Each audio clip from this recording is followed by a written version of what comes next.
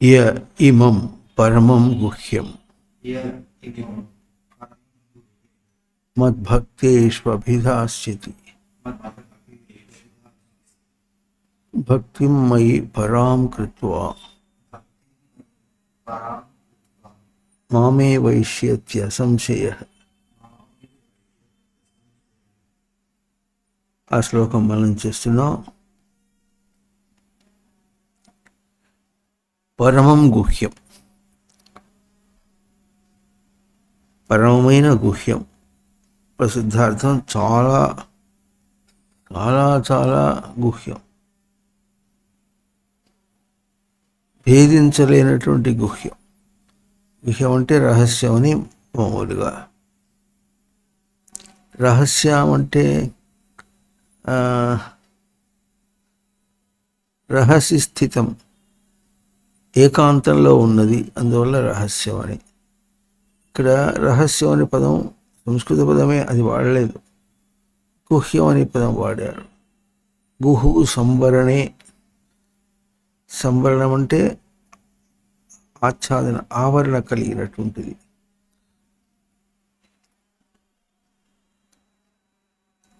ఆవరణని ఎవరు ఛేదించలేరు. అయితే ఆవరణలు ఎట్లా ఉన్నాయంటే పరమం అంటే పాలన పూర్ణలతో చేత ఆవరింపబడి ఉన్నాయి. పాలనవాడు లోపల వచ్చేస్తాడు, లేనివాడు రాలేడు. అట్లా ఏమిటది? అదే శ్రీమద్ భగవద్గీతోపనిషత్తుల బోధ. చాలా నిశ్చితంగా చివరి శ్లోకాలని చెప్పుకుంటున్నాం.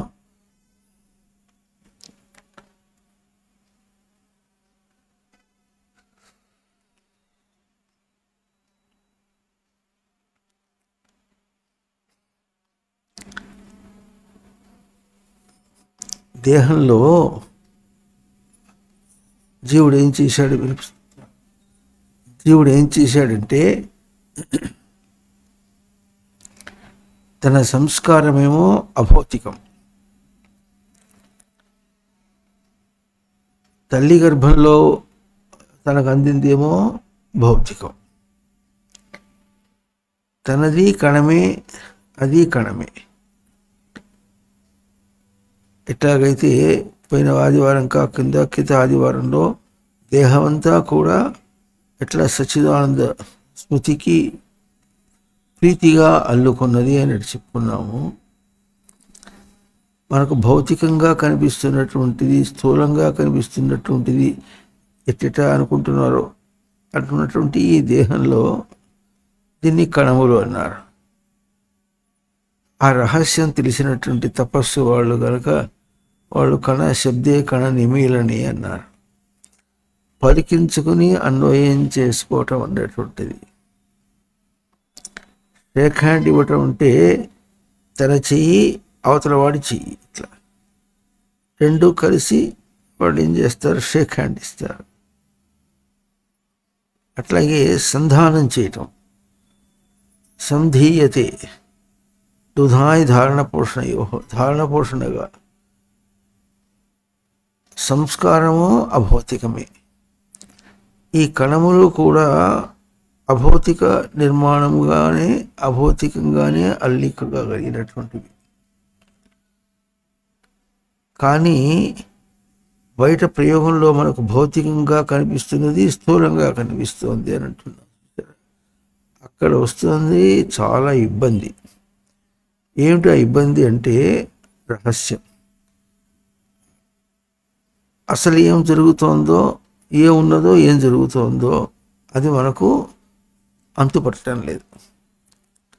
ఆవరణ కప్పేసినట్టుగా ఉంది. ఆ ఆవరణ ఎప్పుడు తెలుస్తుంది? సాధన చేత అది మనకు బాగా అర్థమవుతుంది. ఒక్కొక్క ఆవరణ లోపలికి పోవడం. ఎట్లాగైతే ఆలయానికి సప్తద్వారములు ఉంటాయని చెప్పుకున్నాం మనం. మనకు బాగా ఎక్కడ తెలుస్తుందంటే మద్రాస్ పార్థసారథి గుడి, అక్కడ అది తిరుచునాపల్లి, అది అక్కడ అటువంటి ఆలయాల్లోనే బాగా తెలుస్తుంది. మిగతా ఆలయాల్లో తెలియదు. అది ఒక్కొక్క ఆవరణ దాటుకుంటూ పోతే గర్భగుడికి వెళ్తాం మనం. తిరుపతిలో కూడా తెలుస్తుంది, కొంతవరకు తెలుస్తుంది. 7 ద్వారాలు తెలిసినట్టు చూడలేదు, ఎప్పుడు గుర్తించలేదు. అట్లాగూ ఒక్కొక్క ఆవరణలో మనం సాధన చేసుకుంటూ పోతూ ఉంటే నెమ్మదిగా లోపలికి గర్భగుడిలో తెలిసినట్టుగా మనకు ఆ రహస్యం తెలుస్తుంది అన్నమాట. ఏమిటి ఆ రహస్యము అంటే ఇదే రహస్యం.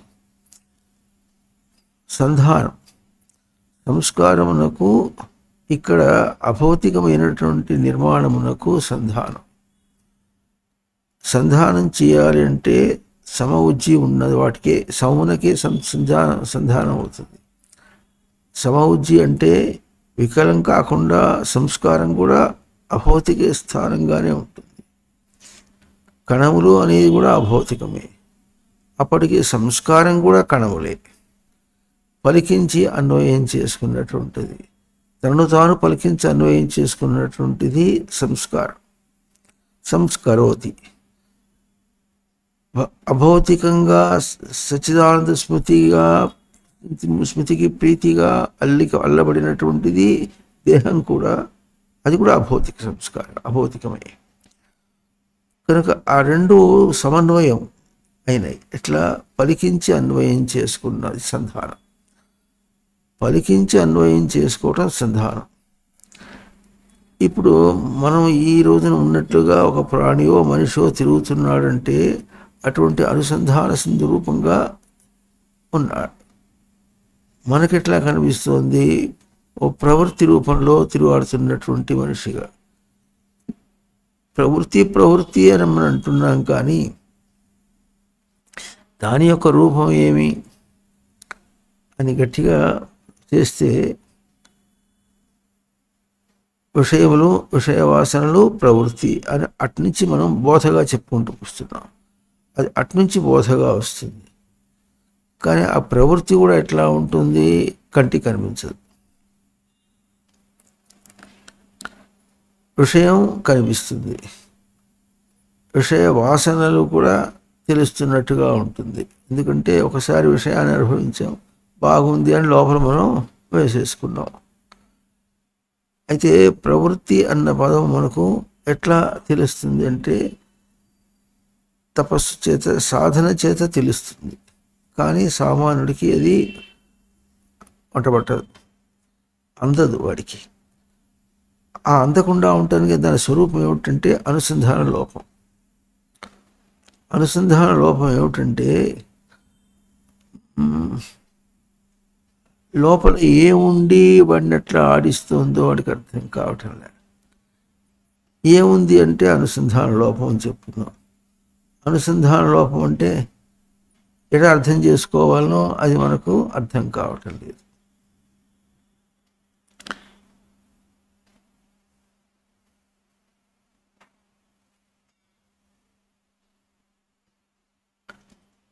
ఎక్కడ నువ్వు తొందరగా కానీ నువ్వు ఆలస్యంగా వచ్చా, మళ్ళీ వాడిని పిలుచుకొచ్చావే, పొట్టబెట్టి పట్టుకొచ్చావు ఏమన్నా?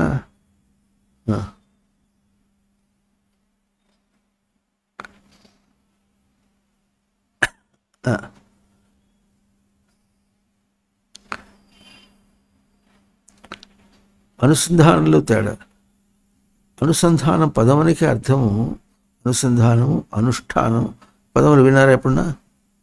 అనుష్ఠానం, అనుసంధానం. అను అనే పదం, లేకపోతే అనుభూతి, ఇవన్నీ పదములు.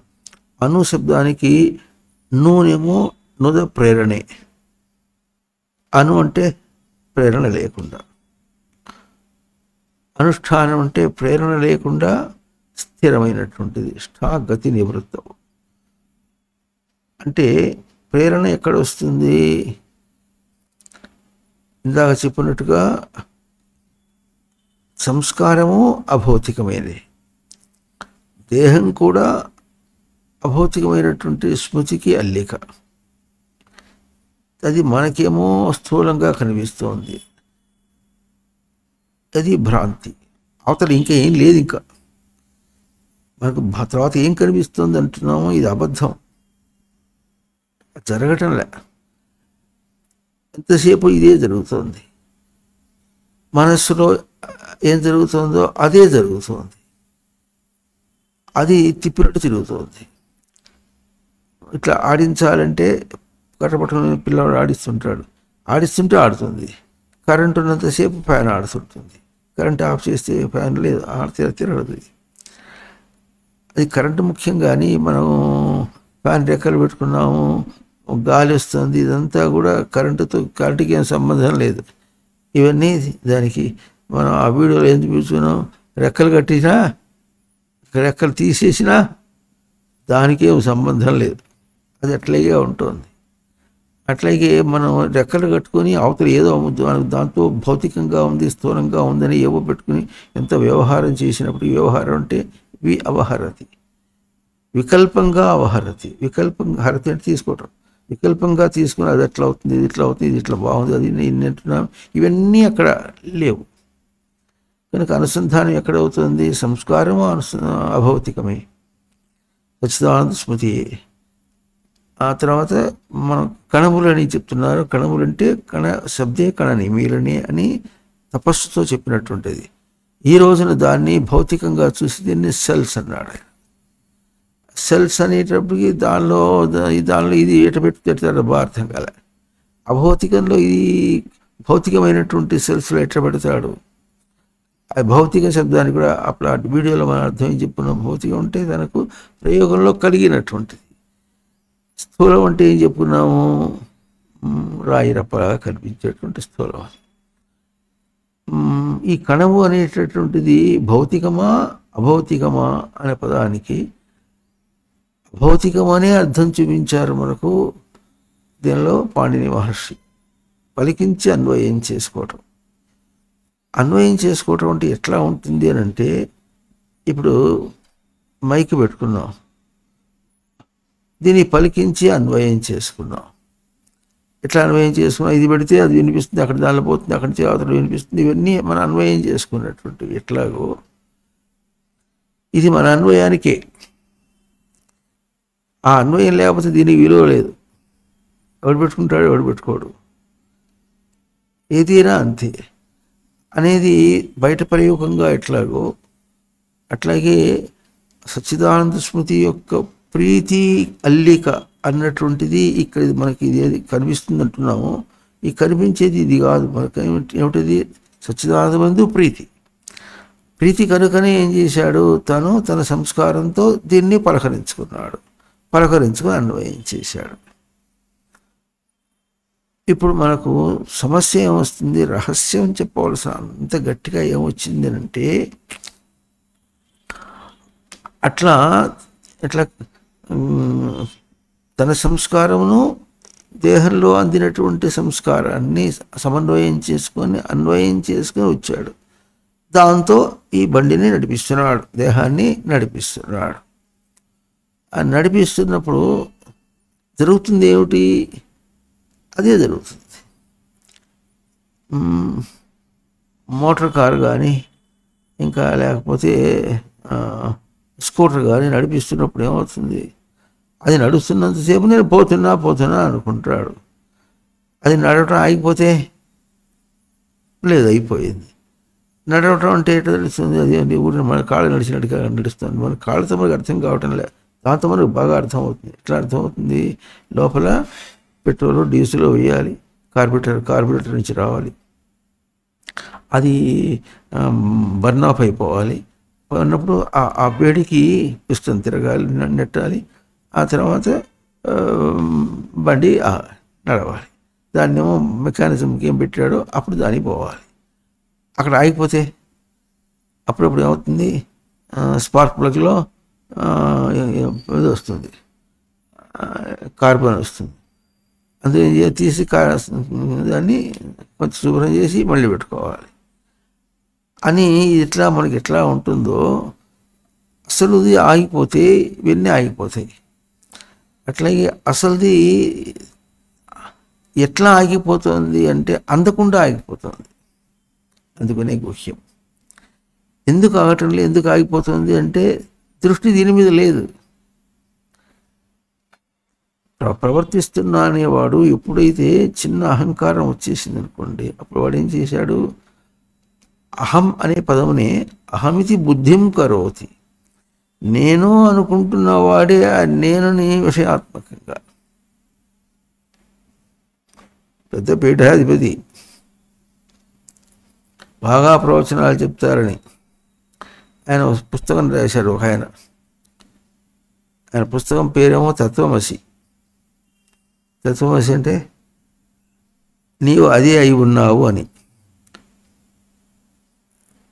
అందరికీ బోధ పుస్తకం అంతా. ఆయన ఏం చేశాడు, ముందు ఆయన ఫోటో వేసుకున్నాడు, మీరందరూ అదే, నేను మాత్రం ఇదే. అందదిక అందదు. తను అక్కడ ఏం చెప్పాడో చెప్పి ఎందుకు ఈ విషయాన్ని ఇప్పుడు ఎందుకు తీసుకున్నావంటే, నువ్వు ఎంత చెప్పావో ఆ చెప్పిన తేజస్ అంతా నీకు లేదన్నమాట, నీది కాదు. నీది కాని దాన్ని ఇప్పుడు ఎటు చెప్పుకున్నావు, నేను చెప్పానని ప్రగల్భం వేసుకోవటానికి చెప్పుకున్నావు. ఒక ఆశ్రమం ఉంది కదా, ఆశ్రమం పేరు నుంచి వచ్చేస్తే సరిపోతుంది పుస్తకం. వారిని ఆ పుస్తకం రాసినటువంటి వారు చాలా వృద్ధుడు. ఇప్పుడు ఆయన బతుకుంటే 110 దాకా ఉంటాయి. ఆయన్ని ఒకసారి పోయి ఇట్లా చేయబెట్టి, స్వామి దగ్గర భిక్షకు వచ్చానని చెప్పా. చేతులు దాపి మీ దగ్గర భిక్ష కోసం వచ్చానంటాడు. అడగండి మీకేం కావాలంటే ఇచ్చేస్తా, ఆశ్రమం ఇచ్చేస్తాను. ఆశ్రమం నాకెందుకు, నా ఆశ్రమం మెయింటైన్ చేయడం నాకు ఇబ్బందిగా ఉంది, నాకొద్దు, ఇంకేం కావాలి అడగమంటారా? మీ పేరు ఫోటో ఇచ్చేయండి తీసుకెళ్ళిపోతా అన్నాడు. మీ పేరు ఫోటో ఇచ్చేయండి తీసుకెళ్ళిపోతా అన్నాడు. ఆయన తట్టుకోలేకపోయాడు. తెలియదు వాళ్ళకి. అది ఏమనాలి ఇప్పుడు, అహంకారం అని అనాలి. అహంకారం అంటే మనకి ఏం తెలుస్తుంది, విర్రబీగి అని తిప్పినట్టు, మీసం తిప్పినట్టు అంటే అది అహంకారం అని తెలుస్తుంది. ఇది కూడా అహంకారమే.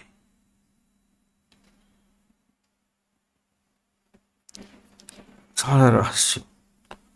చాలా సాధన చేతనే ఈ ఆవరణలోకి రాగలుగుతారు. గుహు సంవరణే, వికలం కాకుండా. అది వికలం కాదు అంటే అర్థం ఏమిటంటే అది అంతే.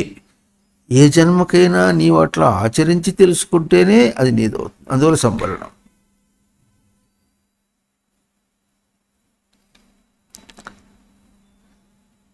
ఇంకొక విషయం చెప్తాం, సామాన్యుడు చెప్పించినట్టుగా చెప్పచ్చు. మరి చాలామంది ఉన్నారు స్వాములు, వాళ్ళు టీ తాగకపోతే ఉండలేరు. ఎట్లా కాట్లాడుకుంటారో దాన్ని సభల్లో తెలుస్తుంది. కాట్లాడుకున్నట్టు అది వచ్చేదాకా కదలరు. ప్రవచనానికి రమ్మంటే ఇంక రారు. టీ ఆలస్యమైంది కనుక టీ ఇచ్చేదాకా తాగేసి అప్పుడు వస్తారు. అట్లా ఉంటారు వాళ్ళు.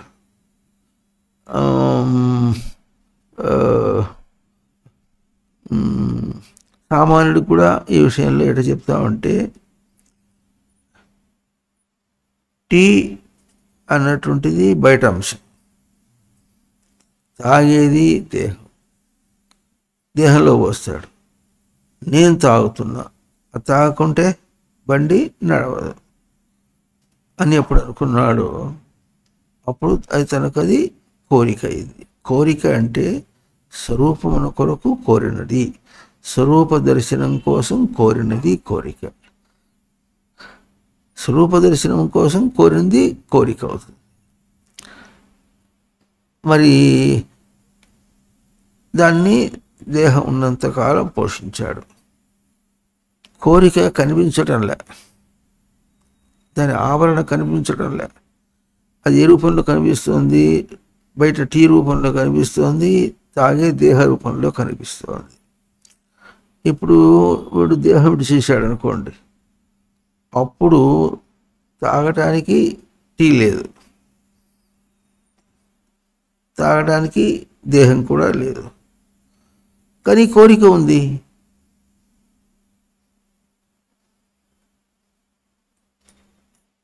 అర్థమైంది? ఇది రహస్యం. కోరిక ఉంది, ఆ కోరిక ఏం చేస్తుంది? ఆ బయట పదార్థాన్ని దేహానికి ఇవ్వటం అన్నటువంటి ఈ లాలూచి ఉందే, దాన్ని మాటి మాటికి కెలుగుతూ ఉంటుంది. కెలికినప్పుడు వీడేం కావాలి? అప్పుడు టీ లేదు, దేహం లేదు, కోరిక ఉంది, కోరికకి సమాధానం లేదు.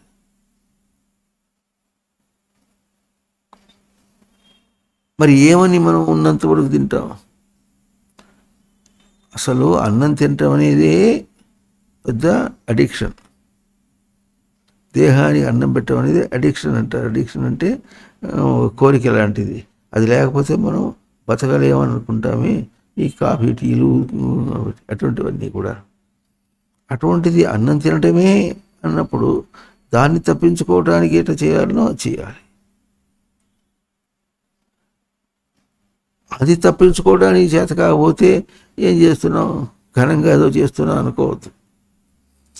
చేస్తున్నా ఆ దృష్టితో దాన్ని ఏర్పాటు చేసుకుంటున్నాం అనే సంధానంలో ఏం గుర్తించాలి? అది తనకు కానిది అని గుర్తిస్తే అప్పుడు దేహం విడిచిన తర్వాత తను బంధించదు. బంధించకపోయినా మళ్ళీ జన్మ ఎత్తి దాన్ని దాటు ఉంటుంది. మళ్ళీ జన్మ ఎత్తాల్సిందే, దాన్ని దాటాల్సిందే, వేరే ఉపాయం లేదు. అటువంటిది ఇంకా ఇటువంటివి ఎన్నో తీసుకొచ్చి ఇది కావాలంటే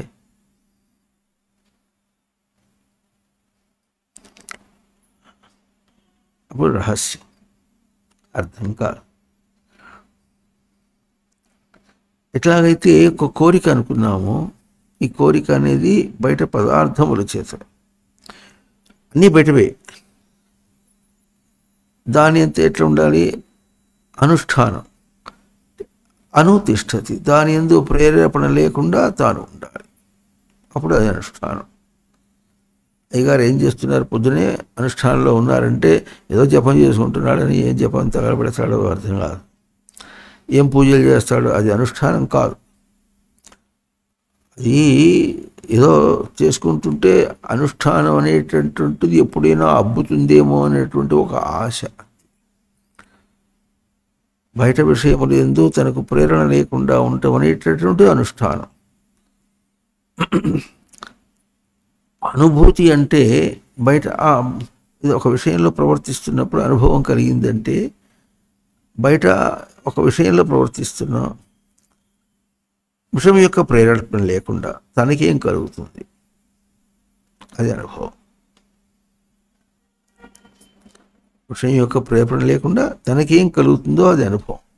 తనకేం కలుగుతుంది? ఏం కలుగుతుందంటే అది లేకుండా ఉన్నా దాని యందు ప్రేరేపణ లేకుండా ఉంటుట, అదే కలగటం, అది అనుభవం. మనం అనుభవం అంటే ఏమంటాం?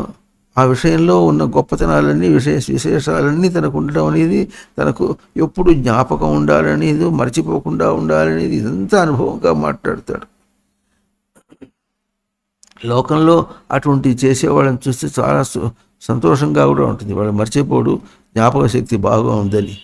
జ్ఞాపక శక్తి బాగా ఉంటుందనే విషయంలో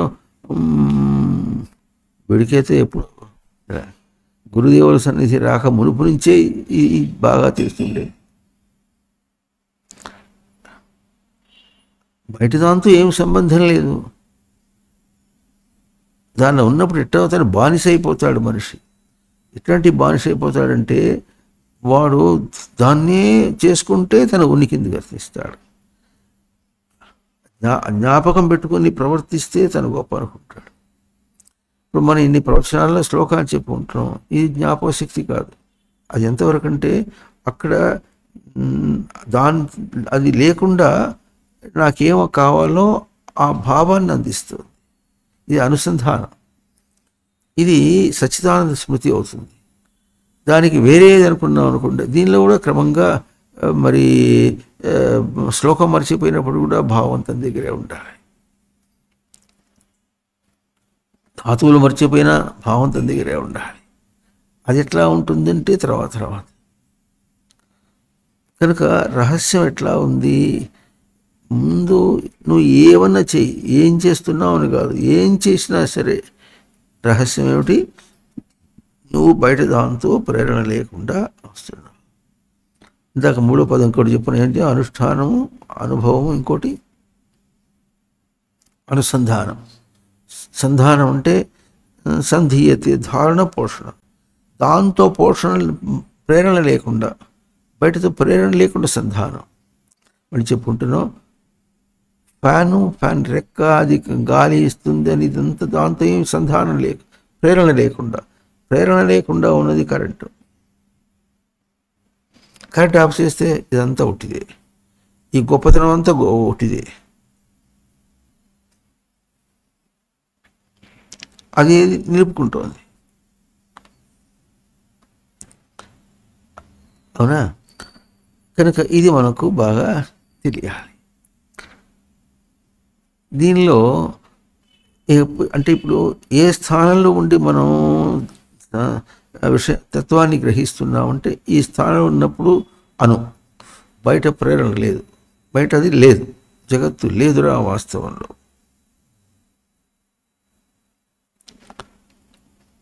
లేదు అయిపోతే అక్కడి నుంచి దిగి బయట ప్రేరేపణలో ఉన్నాం, బయట ప్రయోగంలో ఉన్నాం అని అన్నాం అనుకోండి. ప్రయోగంలో ఉన్నామంటే బయట దాన్ని గుర్తించి ప్రయోగంలో ఉన్నావా, నీ ప్రయోగమే అక్కడ, అంతేగాని బయట దాంతో సంబంధం లేకుండా ఉన్నావా అని కూడా తెలియాలి. ఇప్పుడు మనం గుర్తించవలసిన విశేషం, రహస్యం ఏమిటంటే, కేవలం నీ ప్రయోగంలోనే ఉన్నావు, బయట దాంతో లేవు. ఇది మనకు అర్థం కాదు. బౌలింగ్ వేస్తే బంతి ఎక్కడికి పోవాలి, బ్యాట్స్మెన్ దగ్గరికి వెళ్ళాలి. ఎప్పుడో చూసారా మీరు, బ్యాట్స్మెన్ లేకుండా కూడా క్రికెట్ ప్లేయరు బౌలింగ్ వేసుకుని చూసుకుంటుంటాడు, క్యాచ్ పట్టుకుని కూడా చూసుకుంటూ ఉంటాడు, తనే ప్రవర్తన చేసినట్టుగా చూసుకుంటాడు. ఇక్కడ ఎన్ని మాటలను చెప్పండి, ఎంత గొప్పగా చెప్పండి, ఎంత నీచంగా చెప్పండి, ఏం చేసినా అక్కడ జరుగుతున్నది ఒకటే, తన ప్రయోగం తన స్థానంలో ప్రయోగం, అంతే. తన ప్రయోగము బయటకి అనే ప్రసక్తి లేదు, తన ప్రయోగము బయట అన్న ప్రసక్తి కాదు.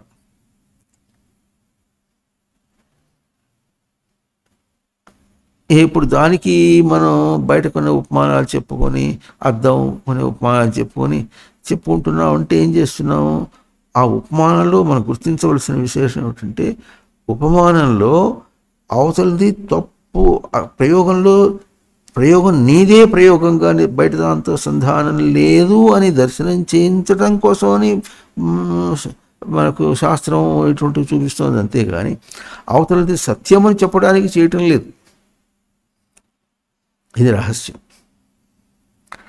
అంటే ఇప్పటికి ఏముంటుంది, ఇంతకటిదేమో ఉత్తమం,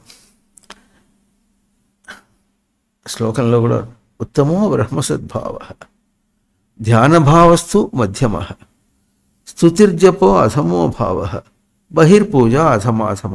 ఈ శ్లోకం చాలా బాగా ఉంటుంది మనం అంతా అర్థం చేసుకోవడానికి. ఉత్తమో బ్రహ్మసద్భావ, తన స్థానంలోనే తనకు సంధానం అన్నా అనుభవం అన్నా ఏదైనా సరే తన వల్లనే కలుగుతుంది, తన స్థానం దాటి బయటికి పోవటం లేదన్నమాట ఉత్తమం. ధ్యానభావస్తు మధ్యమ. అయితే అందకపోతే ఏం చేస్తాము, మన ప్రయత్నం అంతా ఎట్లా ఉంది, ఒకవేళ బయట ప్రయత్నం చేస్తున్నాం అన్నప్పటికీ కూడా ధ్యానభావం అంటే ఉత్తమమును చింతన చేస్తున్నాం, ఉత్తమమును చేస్తూ దాన్ని లక్ష్యంగా పెట్టుకుని తీసుకోవటానికి ప్రయత్నం చేస్తున్నాం.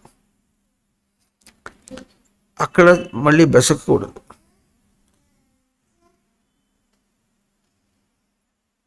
అక్కడ బెసకూడదు, బెసికితే ఏమవుతుంది, మళ్ళీ లక్ష్యం పోయింది. అట్లా ఆ ప్రయత్నంలో దాన్ని అరణ్యం అన్నారు. అను ఎట్లా అన్నారు, అనన్యం అన్నారు. అనన్యం అంటే అన్యమునకు అన్యం. బయటది అన్యం అయితే దానికి అన్యం నేను. అన్యం అంటే నా అన్యం, అనన్యం. అన్యం లేదు ఇంకా. అట్లా దీన్ని అనుసంధానం చేయించడానికి ప్రయత్నం చేస్తుంది. ఇది మధ్యమ. ఇక దాన్ని మనం ఎంతో అభ్యాసం చేసుకుంటూ స్తుతిర్జపో అధమో భావ. అధమం ఎట్లాగంటే ఏమిటో ఏం చేస్తున్నాడంటే అయ్యవార్లం గారు ఏం చేస్తున్నారంటే చేసిన తప్పులు దిద్దుకుంటున్నాడట.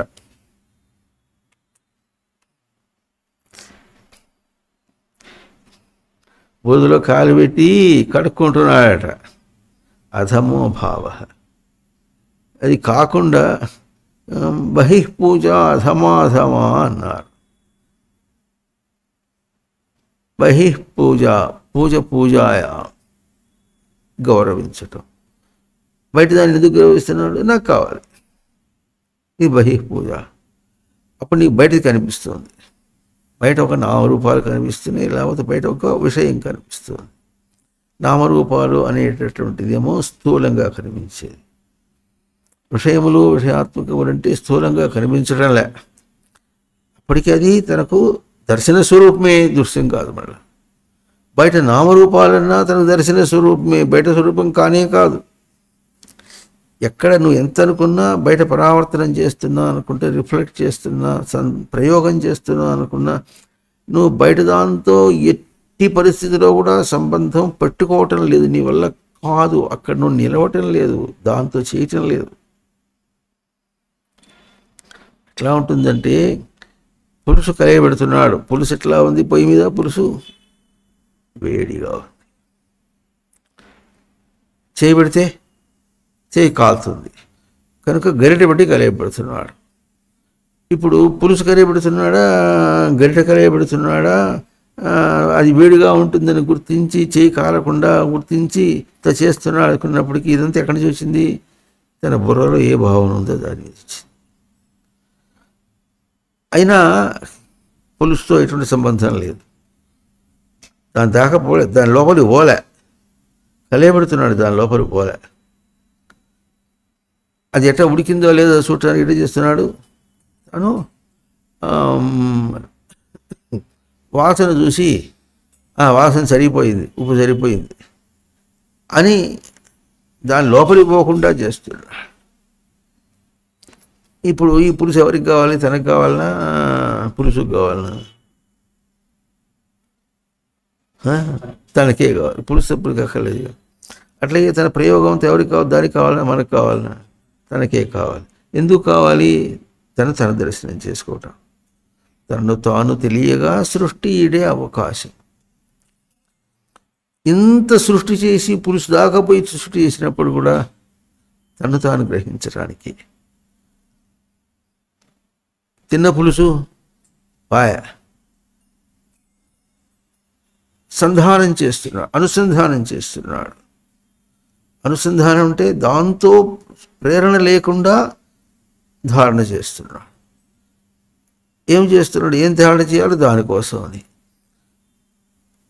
అంటే నీ భాషగా పొద్దున్న లేచినప్పుడు రాత్రి నిద్రపోయేదాకా అది చేస్తున్నా ఇది చేస్తున్నానని ఏదో అనుకుంటున్నావు చూసావు. అదంతా కూడా నిన్ను నీవు అనుసంధానం చేస్తున్నావు. దాంతో ప్రేరణ లేకుండా ధారణ చేయడానికి ప్రయత్నం చేస్తున్నావు ఎన్నో. అది లేకపోతే నీకు జీవం లేదు సరిగదా, బ్రహ్మం లేదు సరిగదా, జీవం లేదు సరిగదా, బయట బ్రతుకు కూడా లేదు. కోరిక అన్నప్పుడు, కోరిక అంటే దానికి స్వరూపం ఏమిటి? ఎక్కడ ఉంటుంది కోరిక స్వరూపం?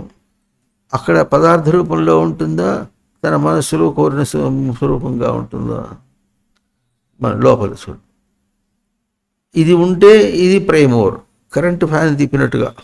ఇది ఉంటే బయట ఎన్ని తైతక్కరణ ఆడుతుంది. ఇది సమస్య పోతే బయటదంతా అయిపోయేది. అంటే ఇప్పుడు ఏం ఆట ఆడింది? తన ఆట, దాదాట, తన ఆట. కోపం ఉందనుకోండి, కోపం అనేటువంటిది అది రహస్యాన్ని అందుకోలేనటువంటి స్వరూపం. రహస్యం అంటే ఏం చెప్పినా గుహు సంవరణం అంటే పాలన చేత లోపల రాగలడు. అది వదిలేశాడు గనక ఇంకో రూపం పట్టుకున్నాడు. పట్టుకున్నప్పటికీ దానికి ఆధారమేమి? బయట ఆధారం లేదు దానికి. నేను పట్టుకున్నా. నేను ఎప్పుడు ఎట్లా ఉండాలి? బయటకు వచ్చి ద్వారం బయటకు వచ్చి నేను, ద్వారం లోపలికి పోయి నేను, బయటకు వచ్చి నేను, లోపలికి వచ్చి నేను, నేను తప్ప ఇంకోటి లేదు. చేయి పెట్టి పులుసు కలియబెట్టినా, చేయి కాల్చుకున్నా, గట్టి తిప్పినా, కావాలని అనుకున్నా, ఏం చేసినా కూడా లోపల చైతన్యం ఒకటి.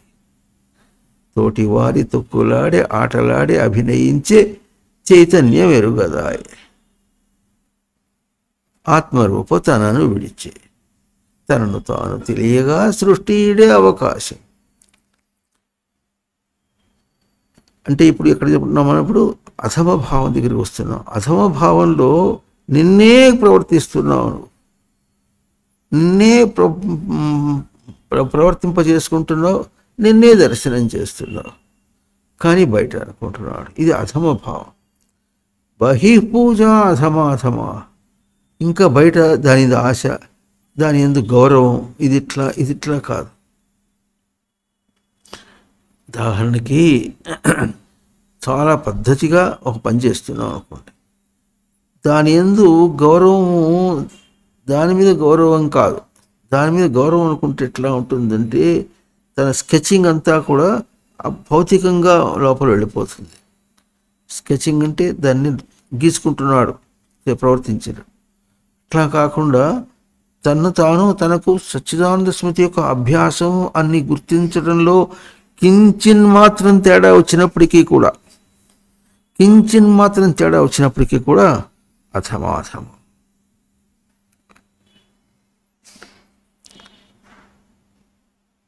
ఈ అభ్యాసం ఎట్లా ఉండాలంటే బహూనాం జన్మనామంతే జ్ఞానవాన్ మాం ప్రపద్యతే.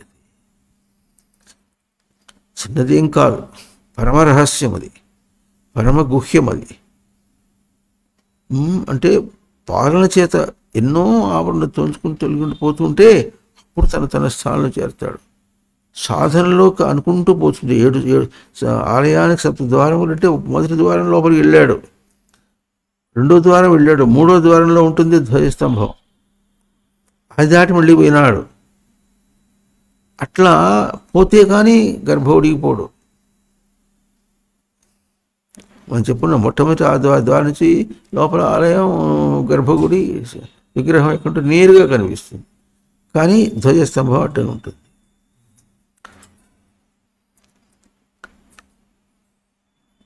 ధ్వజం స్తంభం అని అంటే స్పష్టంగా ఉంటుంది. అది దాటితేనే 4 ఆవరణ పోతే అప్పుడు దూరంగా కనిపిస్తూ ఉంటుంది. ఆ తర్వాత ఇంకా 3 ద్వారాలు దాటితే అప్పుడు మనం లోపలికి ఆలయాలి. అది కూడా విగ్రహం ఉండేటటువంటిది ఒకటి. అది కాకుండా మనం 6వ ద్వారంలోనే ఉంటాం, కానీ 7 కాదు. మన దగ్గర ఆలయతత్వం అనే పుస్తకంలో ఇవన్నీ చక్కగా వివరంగా ఉంది. అవునా? ఇది సంధానం చేసి ఏం చెప్తున్నాం మనం? సంధానం చేస్తాం, ధారణ పోషణలో తీసుకొస్తున్నాం. దీనికి అభ్యాసం. దీని ప్రకారంగా ఎట్లా అధమాధమా అంటే అధమాధమా స్థితిలో సంధానం చేస్తున్నాడు ఒకటి, అధమంలో సంధానం చేస్తున్నాడు, మధ్యమంగా సంధానం చేస్తున్నాడు, ఉత్తమంగా సంధానం చేస్తున్నాడు. సంధానం ఇంకా కావాలి, ఇంకా కావాలి. అంత డెప్త్లో ఉంది శ్రీమద్ భగవద్గీత ఉపనిషత్తుల బోధ. అంత లోతుగా ఉంది, గంభీరంగా ఉంది. గురుదేవుల వాక్యం ప్రకారంగా ఇట్లా పెట్టి టన్నుల కొద్ది పిండితే టన్నుల కొద్ది అభ్యాసం. నువ్వు అర్థం చేసుకుంటుంటే ఇక కొన్ని జన్మలుగా పనికి వస్తుంది, నీకు కడతేరేదాకా పనికి వస్తుంది ఆ వాక్యం.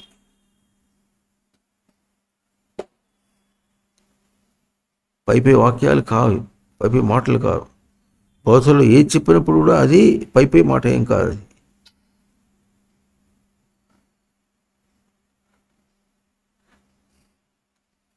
అవునా? అందువల్ల అంత నిశితమైనటువంటిది అది.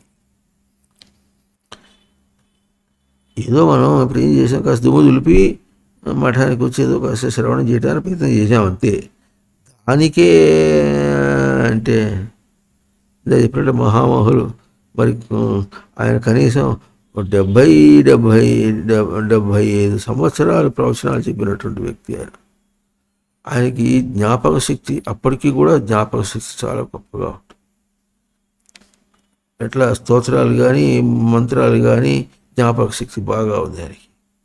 అంత జ్ఞాపక శక్తి ఉన్నటువంటి తత్వమశిలో మిమ్మల్ని ఏమో తత్వమశి, నేను అహం, నేను కాగుమశి అని చెప్పి ఫోటో వేసి పెట్టుకుని ఇంత పేరు బిరుదు కూడా.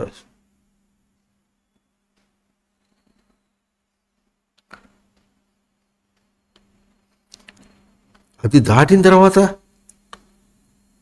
ఇంకెన్ని ఉంటాయి?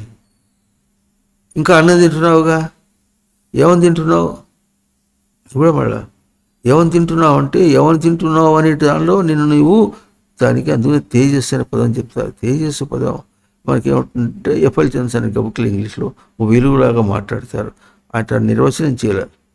తిజ పాలని తేజ పాలని తిజ నిశాని. నిశాని అంటే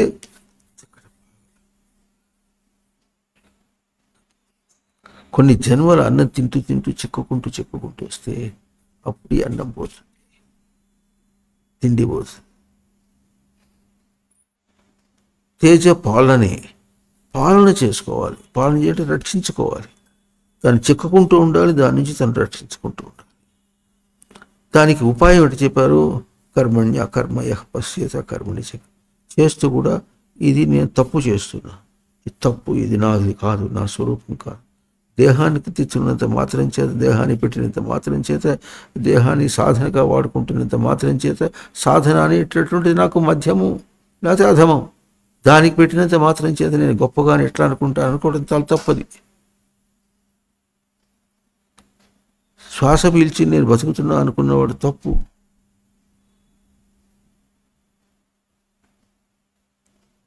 ఈశావాస్యోపనిషత్తులో చివర అనిలం అథేతం భస్మాంతకం శరీరం. లోపల ఇదేమో గాలి, ఇది భస్మాంతకం శరీరం, భస్మం అయిపోతుంది. అక్కడి దాకా మాట్లాడుకుంటున్నప్పుడు నువ్వు నీ స్థితిలో నువ్వు ఎక్కడో సాధన చేస్తున్నవాడు నువ్వు ఎక్కడున్నావు అని.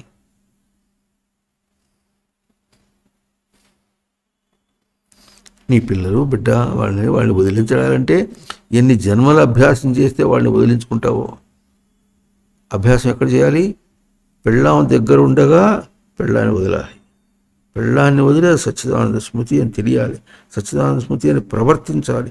ప్రవర్తనలో దర్శనం చేయాలి. అప్పుడు కానీ పెళ్ళాన్ని వదలదు.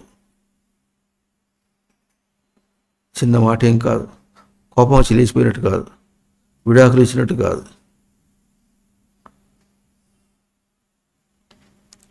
నా పిల్లలు నా వాళ్ళు ఓయమ్మ ఇవన్నీ వదలాలంటే తమాషా ఎక్కడున్నావు అసలు నువ్వు? పండోరా బాక్స్ లాగా ఉంటుంది.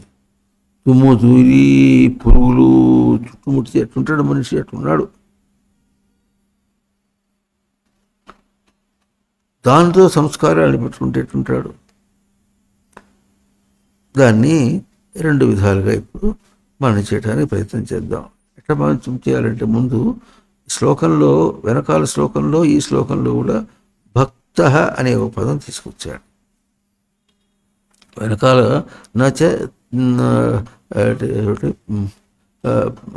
నా అతపస్కాయ నా అభక్తాయ వాచ్యం నచ అశుశ్రూషవే వాచ్యం.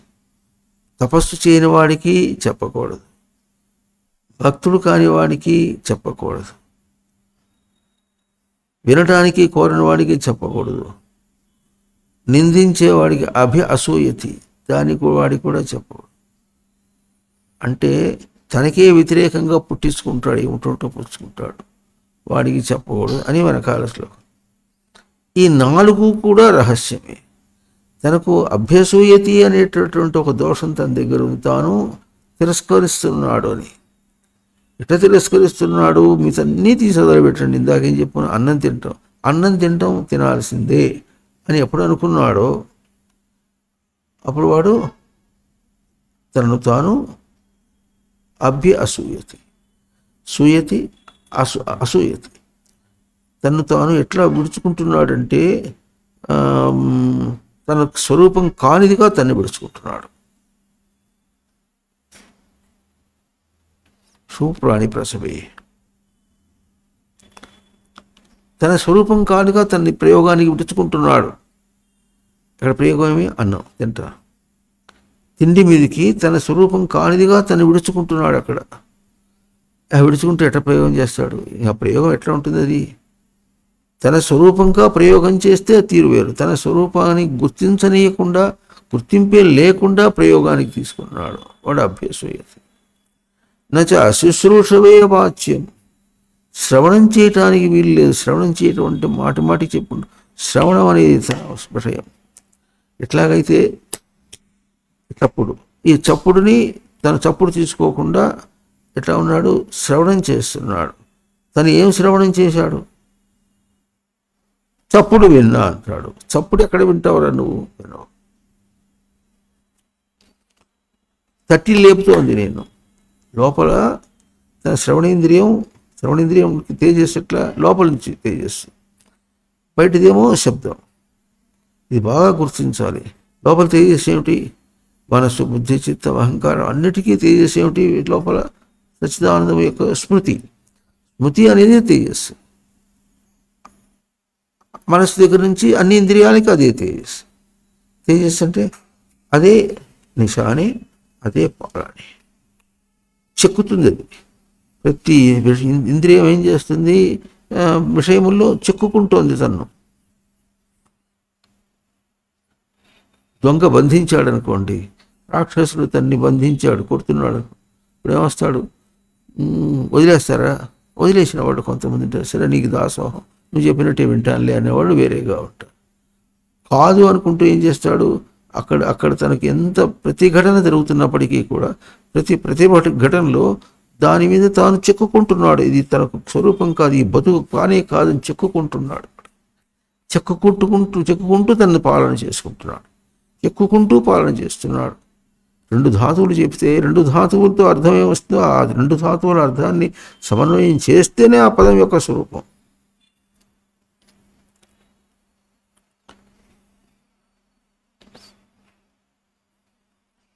అవునా? కనుక ఈ విధంగా తాను ఎక్కడ ఢక్కాముక్కీలు తింటున్నాడు, మొట్టికాయలు తింటున్నాడని మన మామూలు భాష మాట్లాడితే అర్థం కాదు. ఢక్కాముక్కీలు, మొట్టికాయలు ఒకటి కాదు. తన ప్రయోగం ఏమవుతోంది?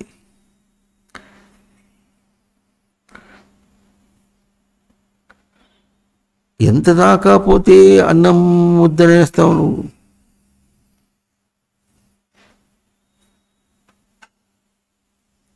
నా కోసం కాదండి. ఇప్పుడు మఠంలో ఉన్నాం అనుకోండి, నా కోసం కాదండి, ధర్మోపచారం చేస్తున్నాం, ధర్మోపచారం కోసం దేహాన్ని వాడుకుంటున్నాం అంత మాత్రం చేత నువ్వు గర్వించవలసిన అవసరం ఏం కాదు. ఇది సృష్టి కార్యం, సృష్టి అందిస్తుంది అనుకుంటున్నాం. అక్కడ కూడా మనం ఆలోచించాలి. సృష్టి అందించడానికి అసలు నువ్వెవరు? ఈ జీవుడు ఎవరు? జీవుడు అంటున్నాం. జీవుడు అనే పదం వేరు, మనం అనుకున్న దేహము వ్యవహారంతో చూపిస్తున్నాం. జీవుడికి ఇదంతా ఎక్కడుంది? లేదు. జీవుడికి జీవించడమే ఉంది. వాడు జీవుడు ఎందుకైనాడు? ఇంత దీనిలో కూడా నీవు నీ ప్రాణము ధారణ చేయటం, నీ ప్రయోగం అంటే ఏమిటో దాన్ని ధారణ చేయటం. జీవమంతా అదే. జీవం అంటే టు కీప్ లైవ్. ఇప్పుడు ఈ ప్రవచనం లైవ్లో వస్తుంది అంటారు. అంటే అదేమిటి? ఇక్కడ ఎట్లా ప్రవచనం అవుతుందో అట్లా అదే సమయం, అదే కాలం అట్లా చెప్తుంటే అవతల వాడికి చేరుతుంది. ఇది లైవ్ అంటారు. మరి అట్లాగే బయట ఎట్లా తిరుగుతున్నాను అనుకుంటా తిరిగే దీనిలోనే నీకే అందాలి. నీ గ్రహింపు నీకు వస్తే అది లైవ్, అది జీవుడు. ఈ జీవుడు అని చెప్పేసి బయటంతా తిరుగుతుంది. జీవుడికి బయటతో ఏం సంబంధం? వాడు తేజోవంతుడు. ఒక పాట ఉంది, సంస్కారవంతుడవు జీవ ఎన్నాళ్ళకో మరి కనబడిన నీవు కనిపించుకున్నావు. నువ్వు సంస్కార స్వరూపం వాడు. జీవుడు అనేవాడు సంస్కారం. సంస్కారం అంటే ఏమిటి? అక్కడ ధక్కాముక్కిలు తింటున్నాడు. జట్టించి బయటపడాలి ఎట్టాగబ్బా అని చూస్తున్నాడు వాడు. జీవో బ్రహ్మైవ నాపర. వాడు ఎదగటానికే అవస్థపడుతున్నాడు, వాడు వేరే కాదు అని మనకు బాగా తెలియాలి. బాగా తెలియటం అనే మాటకే వస్తుంది. ఇప్పుడు ఇక్కడ నా అభక్తాయ అక్కడ ఎట్టున్నాడు. ఇట్లాగే ఏ ఇమం పరమం గుహ్యం మద్భక్తేషు, అది సేవ దాకా రావాలి. భలే సేవించేదాకా రావాలి. తింటూ నన్ను మోసం చేసుకుంటున్నా, ఇది జీవించుకో. మోసం చేసుకుంటున్నా అని ఎన్ని జన్మలు పీకులాడితే పోయి వదిలేది ఈ దేహంతో వాడేది. దానికే ఇంత కష్టంగా ఉంటే ఇంకా మిగతావన్నీ ఏమని చెప్పాలి? దీనికి ఎన్ని జన్మలు కృషి చేయాలనో దానికి. అప్పుడు సేవించిన వాడవుతాడు.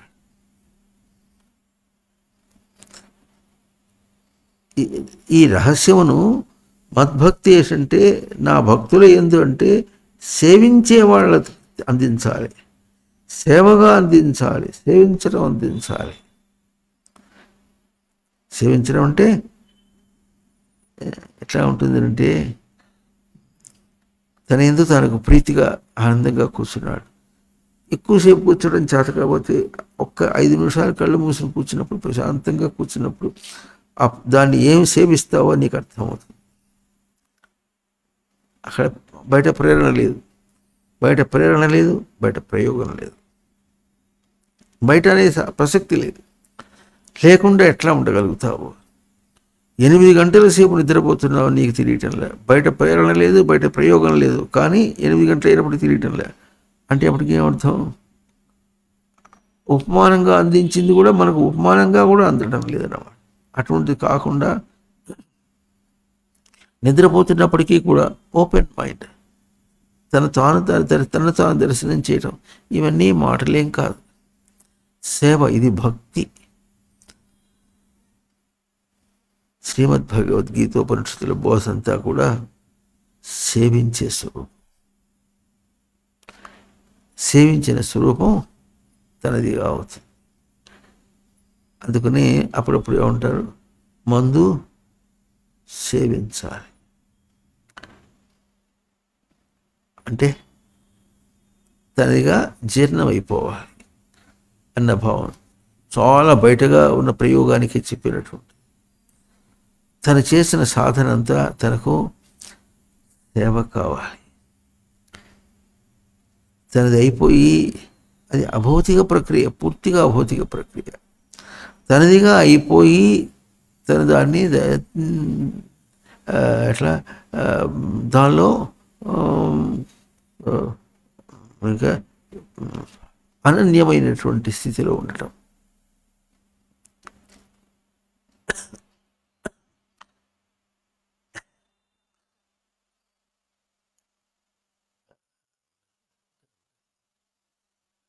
అనన్యమైన స్థితిలో ఉండటం. కనుక ఇప్పుడు ఏమంటున్నారు? నా భక్తునికి సంధానం చేయించి. నా భక్తుడు కాని వాడి తపస్సంతా ఉట్టిదే. సేవించడం చేత కాని వాడి తపస్సంతా సాధనంతా కూడా ఇంకా ఇంకా ఎదగాలి. తృప్తి లేదు, ఎంత చేసినా గురువుకి తృప్తి లేదు. ఏం చేస్తాడు? ఏమో ఎంత పొడి చేశాను చూడే, ఏం పొడి చేయవరా ఎదవా, ఈ ఎదవా భగవత్ మరి అంటుండేవారు గురుదేవులు. ఓరి ఎదవా,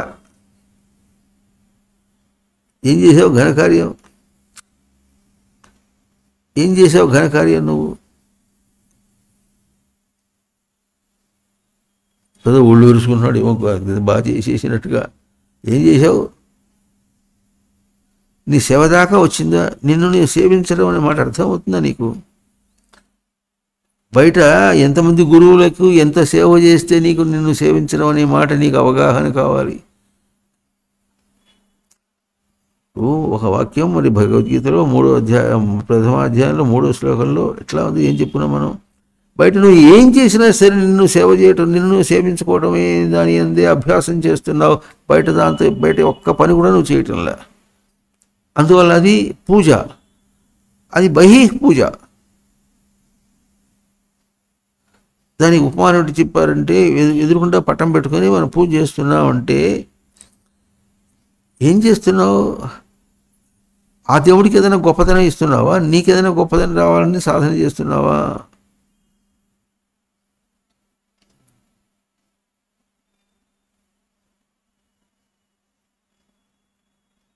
ఏంటో ప్రతిదానికి ఏదైనా చెబితే వ్యతిరేకంగా మాట్లాడతారు, సమర్థించుకోవడానికి ప్రయత్నం చేస్తారు.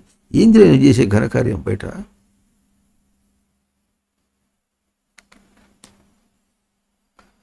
కనుక అక్కడ ఏం చేసినా సరే దాన్ని వ్యతిరేకంగా చేసినా, దాని వ్యతిరేకంగా చేసిన వ్యతిరేకత తనది. అక్కడ బయటదంతా క్రియ. వ్యతిరేకమైన అభ్యాసం చేస్తున్నావు, కోపం అభ్యాసం చేస్తావు, అసూయ అభ్యాసం చేస్తావు. నువ్వు ఏం బతికినా సరే, పూర్తి లౌకికంగా బతికినా, అటు ఇటుగా బతికినా, రెండు పడవల మీద కాళ్ళు పెట్టి బతికినా, నువ్వు ఏం చేసినా అదే. నిన్ను సేవిస్తున్నావు. ఎట్లా సేవిస్తున్నావు? ఎట్లా ప్రయోగం చేసావు అట్లా సేవిస్తున్నావు. నువ్వు ఎట్లా ప్రయోగం చేస్తున్నావు? నువ్వు ఈర్ష్యతో ప్రయోగం చేస్తున్నావు, అసూయతో ప్రయోగం చేస్తున్నావు. ఇంకా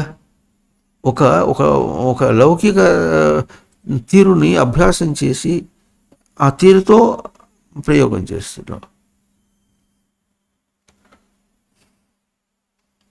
చాలా గొప్పగా అనుకుంటున్నటువంటిది అమ్మ కూడా, మరి అమ్మ నాన్న కూడా ఎట్లా ఉంటారు, పిల్లల్ని పెంచడానికి ప్రయత్నం చేస్తారు. ఎంతైనా వాడు ఎదిగితే బాగుంటుందని, వాడు ఎదిగితే తనకంటే ఎక్కువ చేసిన వాళ్ళు అసూయ రాదు, అటువంటి ఎన్ని రాకుండా వాళ్ళు ఎంత చేసినప్పటికీ కూడా వాళ్ళు భౌతిక దృష్టితో, లౌకిక దృష్టితో వాళ్ళని పెంచుతున్నారు. లౌకిక దృష్టితో పెంచే వాళ్ళు ఉన్నప్పుడు వాళ్ళకి లౌకిక దృష్టి అభ్యాసం అయింది, వాడికి లౌకిక దృష్టిని పంచి ఇచ్చారు, అయిపోయింది.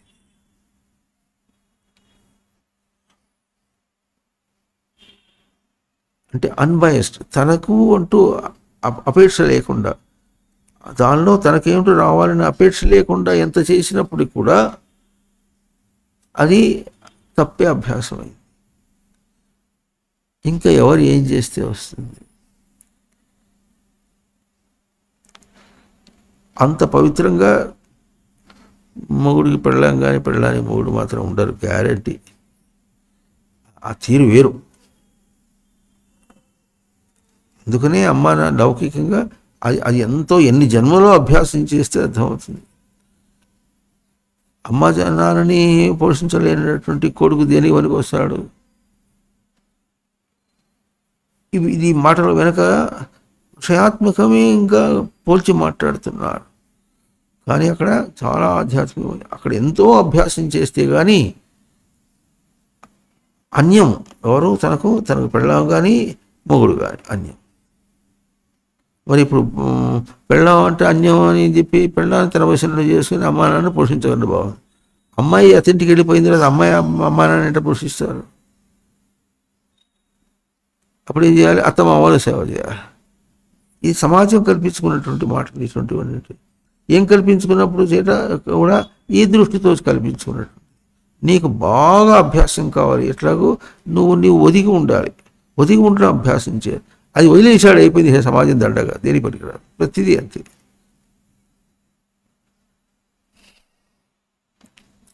అర్థమవుతుందా? సమాజం మోసం చేయడం అంటే మోసం. కనుక సేవించుటాని పదం దగ్గరికి వచ్చేటప్పటికీ తపస్సు వేరు, సేవించిన దగ్గరికి వచ్చేటప్పటికీ అది నీ దాకా అప్పుడు కానీ పూర్తి కాదు. ఆ శ్లోకంలో ఎట్లా ఉంటుంది? ఏమం పరమం గుహ్యం మద్భక్తేష్వభిధాస్యతి భక్తిం మయి పరాం కృత్వా మామే వైష్యసి. మయి పరాం భక్తిం కృత్వా అంటున్నా. నేను యందు పరమైనటువంటి సేవ చేస్తాడు. లోకంలో ఒక పదం ఎట్లా వాడతారంటే, అయ్యా మీరు అది చేశారు ఇది చేశారు అనేది మనం మాట్లాడు. నేనేం చేశాను, నేనేం చేయలేదు, నా పని నేను చేసుకో. దీనికైనా అంత పొగడతా, ఈ కాస్తకైనా అంత పొగడతాను, కాస్త ఏం చాలా చేశారు మీరు అని అంటారు. ఏం పొగడతా? నేను లోకంలో ఏం చేసావు, ఏం చేయలే, నిన్ను నువ్వు సేవించుకుంటున్నావు అంతే. అందుకని నిన్ను సేవించుకుంటున్నాడు. నిన్ను సేవించుకునేది బుద్ధి, బుధ అవగమనం. బుధ అవగమనం అంటే ఉనికిని తెచ్చి ప్రవర్తనలో పెట్టట. ప్రవర్తనాదౌ రక్షణాదౌ, అటు రక్షణ ఇటువంటి వాటిల్లో ప్రవర్తనలో గమనం తెచ్చిపెట్టుకోవటం, స్మృతిని తెచ్చిపెట్టుకోవటం.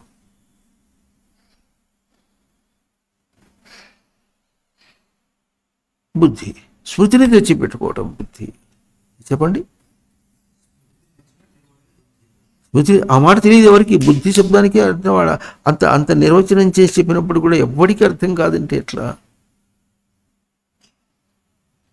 తెచ్చిపెట్టుకున్న దాన్ని ఎరుకలో నిలుపుకోవటం, తలంపులో నిలబెట్టుకోవటం మన జ్ఞాని. అప్పుడు మనస్సు తెచ్చిపెట్టుకుంటే అప్పుడు మనస్సు. తెచ్చిపెట్టుకోవడానికి దాన్ని చైతన్యవంతం చేసుకుంటే చిత్తం. అది తన స్వరూపం, తనకు అస్మద్భావం అని తెలుసుకుంటే ముందు అస్మద్భావం అయితే అప్పుడు దాన్ని చైతన్యవంతం చేసుకుంటే, అది తన బుద్ధిగా తెచ్చిపెట్టుకుంటే, అది తనకు తలంపుగా చేసుకుంటే అప్పుడు బయట ప్రయోగం చేస్తాడు.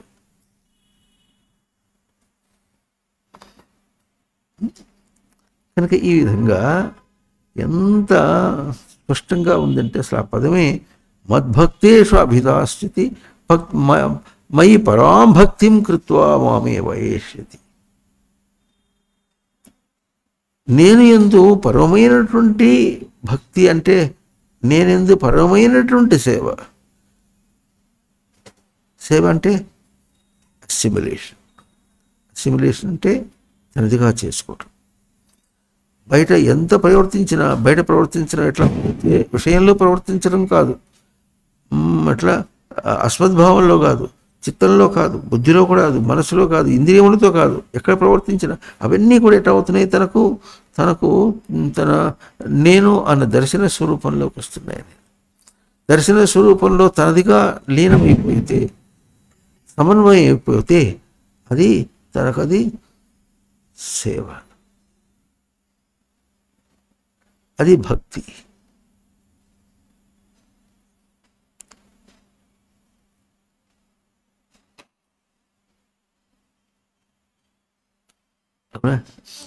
ఇప్పుడు ఏదైనా బోధ చేసినప్పుడు మనకు కూడా ఒక గ్రహింపు ఉండాలి. ఇప్పుడు ఏం చెప్పాము? ఉత్తమం, మధ్యమం, అధమం, అధమాసం. ఏ స్థాయిలో తీసుకున్నప్పటికీ అది నీ మీదనే, నీ గ్రహింపుగానే, భక్తిగానే చెప్పారు బాబు. అట్లా తీసుకుని చేసుకోవాలి. కానీ చెప్పడంలో ఎట్లా ఉంటుంది విశేషం? అధమాధమ స్థితిలో అక్కడ వాడు బయట దాని ఎట్ట తీసుకున్నాడో దాంతో పోల్చి చెప్తున్నారు. దాంతో పోల్చి ఏం చెప్తున్నారు? అది తీసేసేటట్టుగానే చెప్తున్నారు, అది తప్పు అని తీసేటట్టుగానే చెప్తున్నారు. దాన్ని చెప్తున్నావు గనక అది ఒప్పుకున్నావు కదా అంటే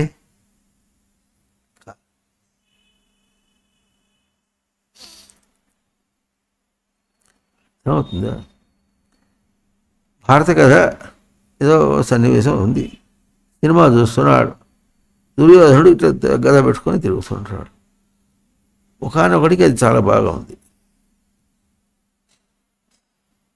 ఇంకోటికి ఏం బాగుంటుంది? ధర్మరాజు బాగుంది, ఇంకోటికి కృష్ణుడి పాత్ర బాగుంది. మరి కథలో ఏం చూపిస్తున్నారు? ఇప్పుడు వాళ్ళ సమన్వయం అంతా ఎట్లా ఉంటుందో చూపిస్తున్నాడు. ఆ దుర్యోధనుడి పాత్ర వాడు చూసి వాడికి ఎంత వచ్చిందంటే, వాడి చేతి ఏమో గద లేదు, ఉంటే వాడు కూడా అది పట్టుకుని తిరిగేవాడేమో, వాడు పట్టుకుని. అందులో ఏం చేస్తాడు? నాన్నతో కూరగాయలు కొనుక్కొని పోయినప్పుడు ఒక సొరకాయ కొంటే ఆ సొరకాయని పట్టుకొని, ఇప్పుడు అటువంటి వాళ్ళకి ఎట్లా చెప్పాలి, ఏం చెప్పినప్పుడు కూడా అదేం అట్లా చేస్తున్నావు అంటే, అదేమిరా అట్లా చేస్తున్నావు అంటే, అది లేదన్నావుగా, వాడు చేస్తున్నావు అని అంటున్నావు, ఎట్లా చేస్తున్నావు, ఎట్లా చూసి చెప్తున్నావు నువ్వు అసలు లేదంటేవుగా నువ్వు అంటే.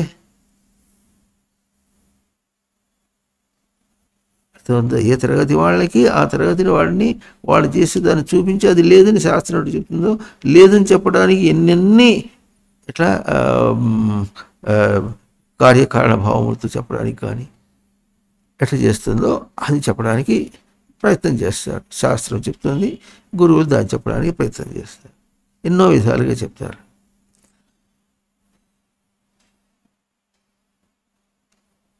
కనుక ప్రతి దానిలో కూడా ఎట్లా చెప్తారు, ఆ చెప్పడంలో కూడా ఎట్లా చెప్తారు, అన్వయ వ్యతిరేక న్యాయం. నువ్వు లేకపోతే అది తప్పని జరుగుతుంది, నువ్వు ఉంటే చేస్తున్నావు అనే అది అక్కడ కూడా అన్వయ వ్యతిరేక న్యాయమే. నీ తప్పు జరిగిందంటే నువ్వు ఉన్నావు చేస్తున్నావు అనే మాట. ఇప్పుడు దీనికి కారణం చూపించినట్టు అవుతుందా, లేకపోతే నీ ప్రయోగంలో దోషాన్ని చూపిస్తున్నారా? అర్థం కావాలి వాడికి. ఈ తేడా అర్థంగా అన్వయ వ్యతిరేక న్యాయం చెప్పడం ఎట్లా చెప్పాలో వాడు చెప్పాలి. ఏ చిన్న విషయంలో ఆ మాట చెప్తాం, ఇంకో విషయంలో ఇది మాట చెప్తాం, ఎట్లా చెప్తాం. వాడికి అంత అధమాధమ స్థితిలో కూడా వాడికి ఏం చూపించాలి, లక్ష్యం చూపించాలి. లక్ష్యం చూపించి ఇది చెప్తేనే వాడికి అర్థమవుతుంది. ఒక లౌకికంగా చూపించి చేయకూడదంటే ఎందుకు చేస్తే ఏమవుతుంది అంటాడు వాడు. ఆ దశలో వాడికి లక్ష్యం ఎట్లా చూపించాలి, అది కూడా అదే. పసిపిల్లలు చెప్పాలంటే పసిపిల్లలకి ఏం చెప్పాలి, ఎట్లా చెప్పాలి. ఓ పట్టణం చూపించో, ఒక ఆలయాన్ని తీసుకెళ్ళో అక్కడ చెప్పాలి. అక్కడ ఎట్లా చెప్తాము, అక్కడ అది మాత్రం చేసి సత్యమా, దేహో దేవాలయ ప్రోక్త, ఇవన్నీ ఎవరు చెప్పాలి. అవి చెప్పలేదే అంటే ఎవడు ఏ స్థితికి ఎట్లా ఉంటుందో అట్లా చెప్తాం అన్నమాట. అట్లా అందించడానికి ప్రయత్నం చేస్తారు.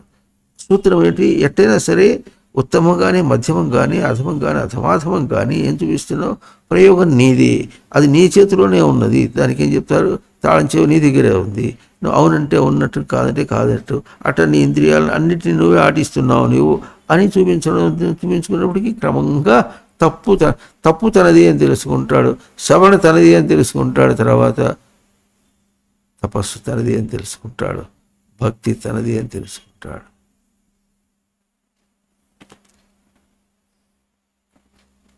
అవునా? మరి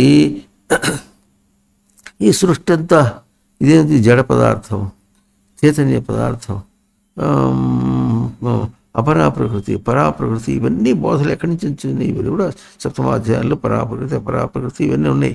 ఇవన్నీ ఎందుకు ఉన్నాయి, ఇవన్నీ ఎక్కడ ఉన్నాయంటే, లేవురా అంటే అర్థం కాదు, ఉన్నాయంటే చెబితేనో అది అర్థం కాకపోయా, ఉన్నాయంటే ఎందుకు ఉన్నాయి, ఎట్లా ఉన్నాయి అని చెప్పి అది అర్థం కాకపోయా.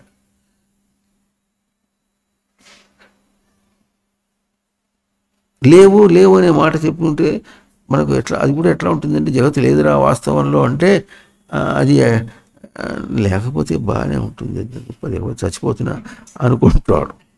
లేకపోతే బాగుంటుంటే అది లేకుండా పోతుంది, అది పోదు, నువ్వు చేసుకోవాలి లేకుండా. అది అడిగేంటి, నేనే నువ్వు చేసుకోవాలి, నేనే చేసుకుంటా అంటే, ఉన్నదే నువ్వు చేసుకున్నావు కనుక లేదని నువ్వు చేసుకో. దానిలో కూడా ఎట్లా చెప్పాడు, దానిలో రెండు చెప్పించారు. ఇట్లా చరాచర ప్రాణులు అన్నారు.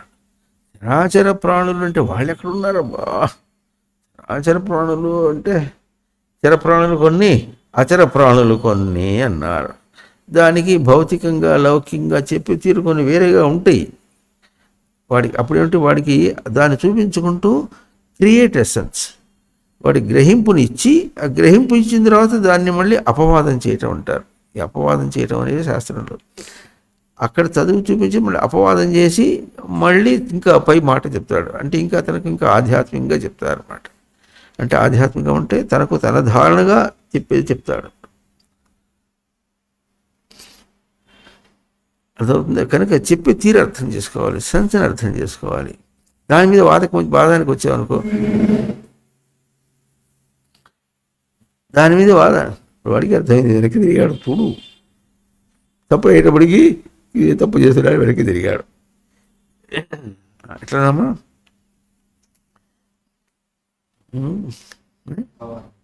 అపవాదం చేయటం, అపవాదం చేయటం ఇది ఒక శాస్త్రంలో బోధ.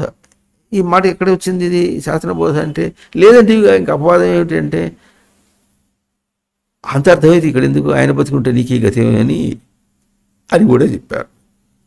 ఆయన బతుకుంటే నీకే గతేమని.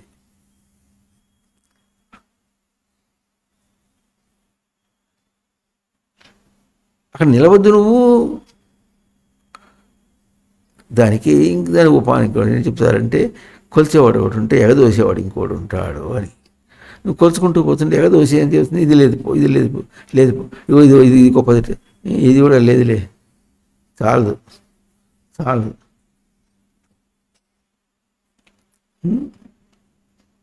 చరాచర ప్రాణులు అన్నారు.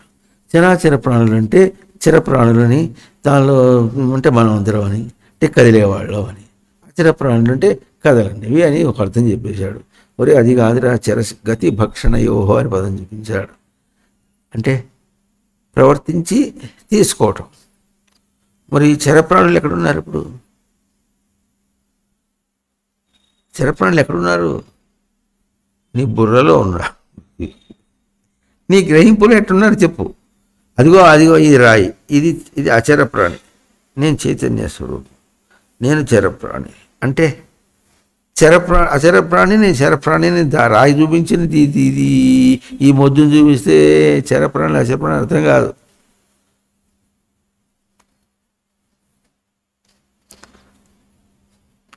అర్థమవుతుందా లేదా? దాన్ని చూపించి మాట్లాడతావు, నీ దగ్గర మాట్లాడు. చరప్రాణి నువ్వే, అచరప్రాణి కూడా తానే.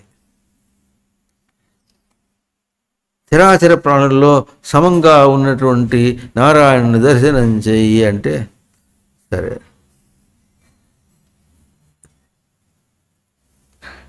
కాదనేంత ధైర్యం లేదు, అయినా లోపల సమ్మతి లేదు, జ్ఞానం లేదు, అయినా కాదనడు వాడొకడు. ఇంకోటి ఏడి చూపించు నారాయణుడు అంటే ఎక్కడున్నాడు రా నారాయణుడు?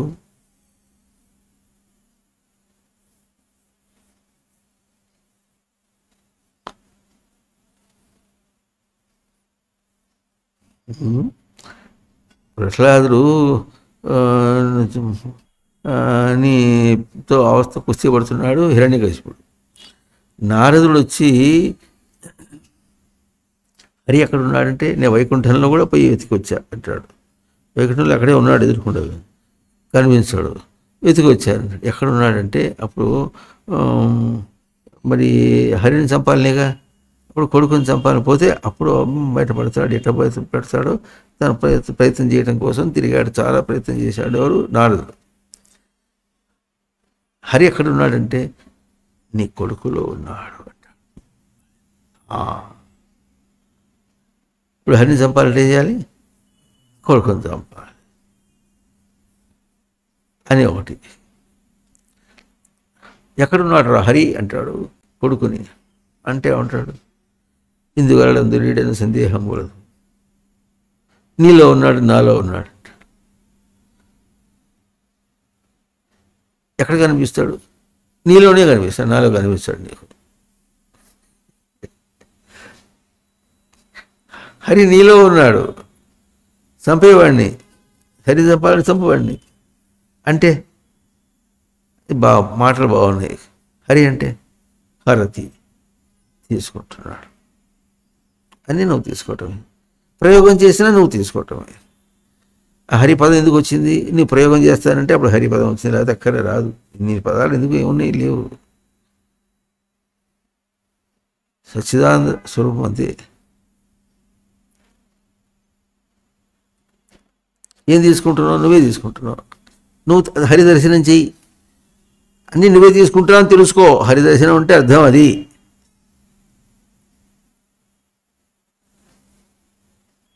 ప్రవర్తన నీదే, గ్రహింపు కూడా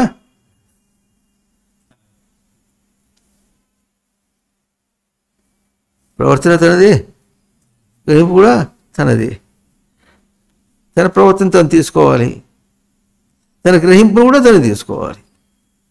అర్థమవుతుంది నీకు? ఏం చేశావు? చేసింది వాడే, అర్థం ఎవరికి కావాలి? వాడికి అర్థం కావాలి.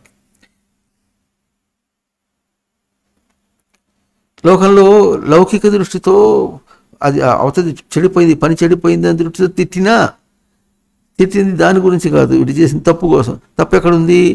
అక్కడ చేసిన తప్పులో కాదు, బుద్ధిని ముందు. అక్కడేం తప్పు చేస్తాడు? బుద్ధి తిడితే తప్పు చేస్తాడు. తెలిసి తెలియకుండా వాడికే వస్తుంది బుద్ధి, పెద్ద అయితే వాడికే బుద్ధి వస్తుంది అంటాడు. అంటే ఏమొస్తుంది? ఎక్కడి నుంచి వస్తుంది? పోస్ట్లో వస్తుందా? కొరియర్లో వస్తుందా? బుద్ధి కొరియర్లో వస్తుందా? పెద్ద అయితే అంటే ఈ లోపల ఏం చేస్తాడు? దాన్ని వక్రం చేస్తే వక్ర బుద్ధి వస్తుంది. నువ్వు ఎక్కడ ఎట్లా ఈ సంసారంలోని బయట జగత్తులో కొట్టుమిట్టాడి ఎట్లా అవస్థపడిపోతున్నా అనుకుంటున్నావు? దానికి ఎట్లా గ్యాంబ్లింగ్ లాగా జూదం ఆడినట్టుగా దాన్ని ఏదో తిమ్మిరి బొమ్మిని చేసి అంటే లోకాన్ని బ్రహ్మ చేస్తానంటాడు, బ్రహ్మమును లోకం చేస్తానంటాడు. తిమ్మిని బొమ్మిని చేసి మొత్తాన్ని అక్కడ ఏదో సాధించి తీసుకోవాలనుకుంటాడు అనుకోండి, ఏం చేస్తాడు? ఎట్లా దొరుకుతుంది వాడికి?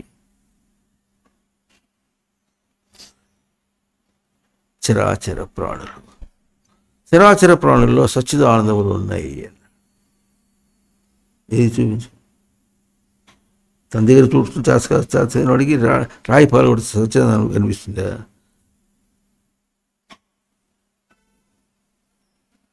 అర్థమవుతుందా? రాయి పగలగొడితే సచ్చిదానందం కనిపిస్తుందా? కనిపించదు. అట్ట కనిపించేది కాదు, ఏదైతే కనిపించేది కాదు. అవన్నీ దృశ్యములు అన్నారు. దృశ్యములు అంటే దర్శన యోగ్యం అన్నారు. ముందు దర్శనం నీకు నేర్పిస్తే అప్పుడు దర్శన యోగ్యం కనిపిస్తుంది.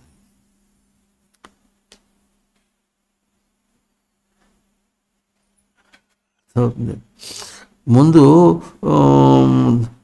శాస్త్ర దర్శనం కావాలి, దైవ దర్శనం కావాలి, గురు దర్శనం కావాలి. అది ఈ మాట ఎవరికి చెప్పాలి? ఇప్పుడు ఉత్తమ సాధకుడికి చెప్పాలి. అదే అర్థం కాక అన్ని దృశ్యములు అంటే ఆ దృశ్యమని బయటగా చెప్పినప్పుడు దర్శన యోగ్యమే, కానీ అక్కడ దాని స్వరూపం ఏం చెప్పలే. అర్థమవుతుంది? దాని స్వరూపం చెప్పలే. దృశ్యం అంటే దర్శన యోగ్యం అని చెప్పారు. ఏ మాట చెప్పారు? ఏ మాట చెప్పినప్పుడు బయట దాంతో పూడ్చి ఏ మాట చెప్పలేదు అసలు.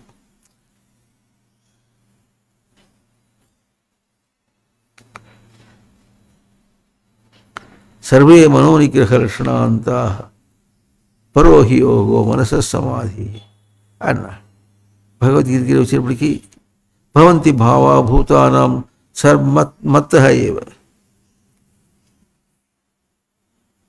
అన్నీ కూడా నాతో పోల్చి, నేనుతో పోల్చి, తన గ్రహింపుతో పోల్చి. ఏది కనుక్కో.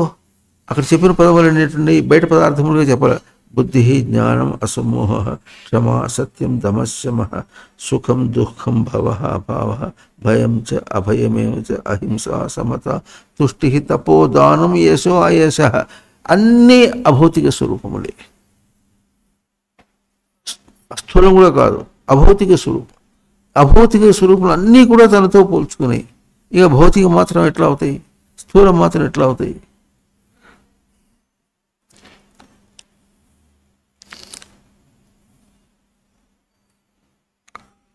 పోతూ రోడ్ డివైడర్ ఉంది, కూటని తీసుకుని దాన్ని కొట్టాడు. కొడితే యాక్సిడెంట్ అయింది. యాక్సిడెంట్ అయితే హాస్పిటల్కి పోయినాడు, మరి చేసుకున్నాడు.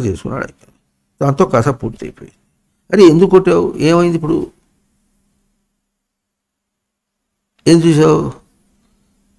నీ స్కూటర్ గట్టిగా ఉందా? రోడ్ డివైడర్ గట్టిగా ఉందా? అది మనకి ఎట్లా ఉంటుంది? వాడు దెబ్బతిని అవసరపడుతుంటే జోక్ వేసుకుని అడిగినా అంటాడు. జోకా ఇది? కాదా? మరి ఏం చేసావని? ఏం చూద్దామని పోయినావు? జాగ్రత్తగా పోవద్దు అంటే జాగ్రత్తగానే పోయినా వాడు ఎవరో అడ్డం వచ్చాడు. ఇవన్నీ వదలొద్దు. లోకంలో ఇటువంటి మాటలు మాట్లాడద్దు. ఇదంతా జడస్వరూపం. తనకు జడమనే పదం ఎట్లా ఉంటుందంటే చైతన్య సచ్చిదానంద వల్ల ప్రయోగం చేయలేకపోవటం అనేటటువంటిది జడస్వరూపం. ప్రయోగం చేయలేకపోతే, ఇంకా మాట దర్శనం చేయలేకపోతే జడస్వరూపం. అంతే.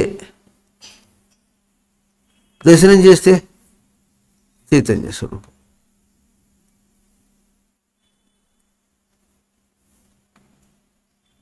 ఇప్పుడు సత్యనారాయణ ఎక్కడున్నాయి? జడమునందు సత్యనారాయణ ఎక్కడున్నాయి? నీకు దర్శనానికి అందించు. రాయినా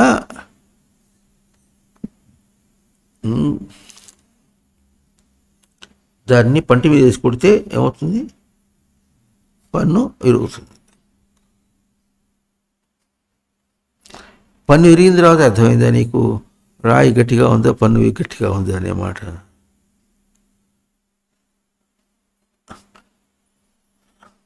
విషయం తెగిన తర్వాత, చెడిన తర్వాత అప్పుడు అర్థమైందా అది గొప్పది కాదు, ఇది గొప్పదని? ఏం బుద్ధిరా ఇది? అక్కడ ఉనికిని చూడటంలే. నువ్వు ఉనికిని చూడాలంటే ఏం చేయాలి? చేతులు కాలిన తర్వాత ఆకులు పట్టుకునే. అది కూడా చెప్పి లోకంలో చెప్పారా లేదా? చేతులు కాలిన తర్వాత ఆకులు పట్టుకొని చెప్పారు. చేతులు కాలటం దాకా అక్కడ ఎందుకు వెళ్ళాలి?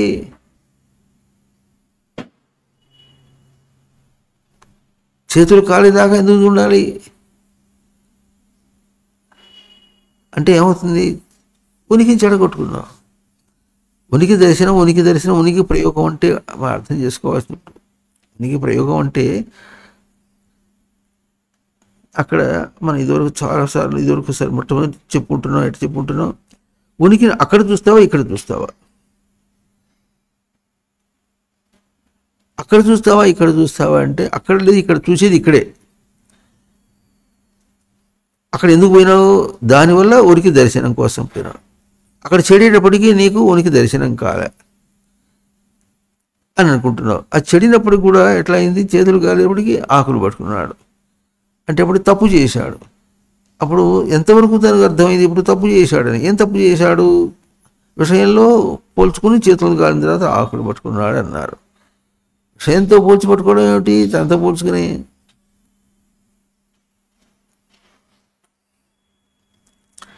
తన గ్రహింపే తప్పు. ఆ గ్రహింపు తప్పు అనే మాట కేవలము బుద్ధి జ్ఞానం అసమోహ ఇటువంటి చెప్పిన వాటిల్లో గురువు దగ్గర పోయి గురువుతో దగ్గర తను మరి సామాన్యులతో మాట్లాడినట్టుగా ఒక మాట మాట్లాడేశాడు అనుకోండి. అప్పుడు ఏమైనాడు? దెబ్బ ఎవరు తిన్నారు? తనే దెబ్బ తిన్నాడు. ఎట్లా దెబ్బ తిన్నాడు? ఒకటి బాగా జ్ఞాపకం పెట్టుకోవాల్సింది, శాస్త్రము, దైవము, గురువు అన్న పదము తనతో పోల్చి ఎట్లా ఉంటుందంటే అక్కడ తన ప్రవర్తన, తన ప్రయోగంలో కించిన మాత్రం తప్పు వచ్చేటప్పటికి ఆ తప్పు తనదే. ఇక తనకు వేరే ఉపాయం లేదు, ప్రయోగం చేసి చూసుకోవడానికి ఉపాయం లేదు. లోకంలో తిరుగుతున్నప్పుడు ప్రయోగం చేసి తన సత్యనామ దర్శనం చేయడం అనే మాట ఇప్పుడు చివరిదాకా వచ్చి సాధకుడు ఎక్కడి దాకా వచ్చి సాధన మొదలుపెట్టిన వాడు అవుతాడంటే గురువు దగ్గర చేరిన తర్వాత సాధన మొదలుపెట్టిన వాడు అవుతాడు. ఆ గురువు దగ్గర తనకు అనన్యమైనటువంటి భావం, ఏమైనా కానీ తను ఏం మాట్లాడటానికి వీల్లేదు అన్నటువంటిది. ఎందుకు మాట్లాడడానికి వీల్లేదు అన్న పదం వచ్చినంటే దానికి ఎందుకు అనేటువంటి కార్యకారణం లేదు. ఎందుకు మాట్లాడటం అంటే మళ్ళీ తను తాను సేవించడం, భక్తికి కొరకు. ఎందుకు భక్తి అంటే అటువంటి వేరుగా మాట్లాడితే, వేరుగా ప్రవర్తిస్తే, వేరుగా అనుకున్నా సరే ఏ ఇంద్రియంతో ఎక్కడ వేరుగా అనుకున్నప్పటికీ కూడా తను ఏమవుతాడు? తాను దాన్నే తీసుకున్నవాడు అవుతాడు, గురువుని తీసుకున్నవాడు కాదు. ఒకవేళ చేసామనుకోండి, చేసిన ఈరోజు నీకు అర్థమైందా? అర్థమయ్యి దాన్ని మళ్ళీ ఒకప్పుడు తప్పు చేసాం, దాన్ని తనకు రానికుండా ఉంటాం అనేటటువంటిది అది తన సాధన. కనీసం అది సాధనం లైన్లో పడేటట్టుగానే చేసుకున్నా పర్వాలేదు. అది చేసి తనకి గుర్తింపుకే రాకపోతే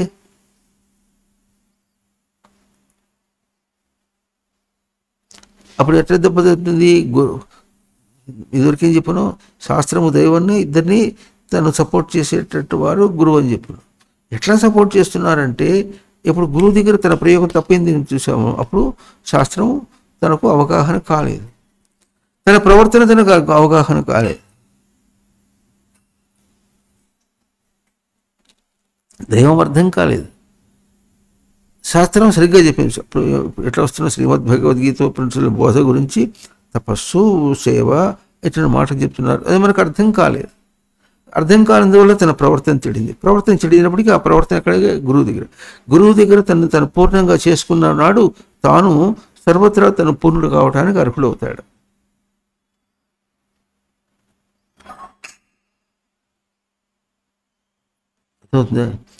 తన పూర్ణత్వాన్ని దర్శనం చేయాలి.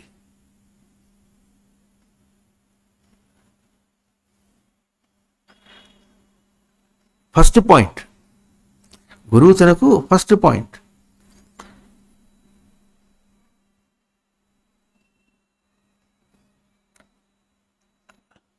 గురువుని ఎప్పుడైతే భౌతిక కాయంగా చూసామనుకోండి, అంతే, మనకు విలువ తెలియదు. అప్పుడు ఏం చేస్తాం? భౌతిక కాయంగా ఎవరెవరో వాళ్ళతో మాట్లాడినట్టుగా ఎట్లా మాట్లాడేసాం, వాళ్ళతో తిరిగినట్టుగా తిరుగుతున్నాం, వాళ్ళతో ప్రవర్తించినట్టు ప్రవర్తిస్తున్నాం అనుకోండి. అప్పుడు తనకు మలుపు తిప్పడం చేత కాలేదన్నమాట. అప్పుడు తాను జడ దర్శనం తనది. తాను అచర ప్రాణి. ప్రవర్తించి తీసుకోవడం చేత కాలే. ప్రవర్తించాడు, ఏం తీసుకుంటాడు? ఇప్పుడు తీసుకోవడానికి లేదు. అది దర్శనం చేసినాడు. అప్పుడు రాయి రప్ప మనకేం చూపుతుందో మనకు అర్థమవుతుంది. ఈ దేహం ద్వారా దేహం విడిచిపెట్టి పోయేంత వరకు ఏమేమి జరుగుతుందో అదంతా కూడా తనకు బోధాత్మకమే. ఎంత బోధాత్మకం అంటే వాటి యొక్క కదలికలో కానీ తిప్పడంలో కానీ అంత తనదే.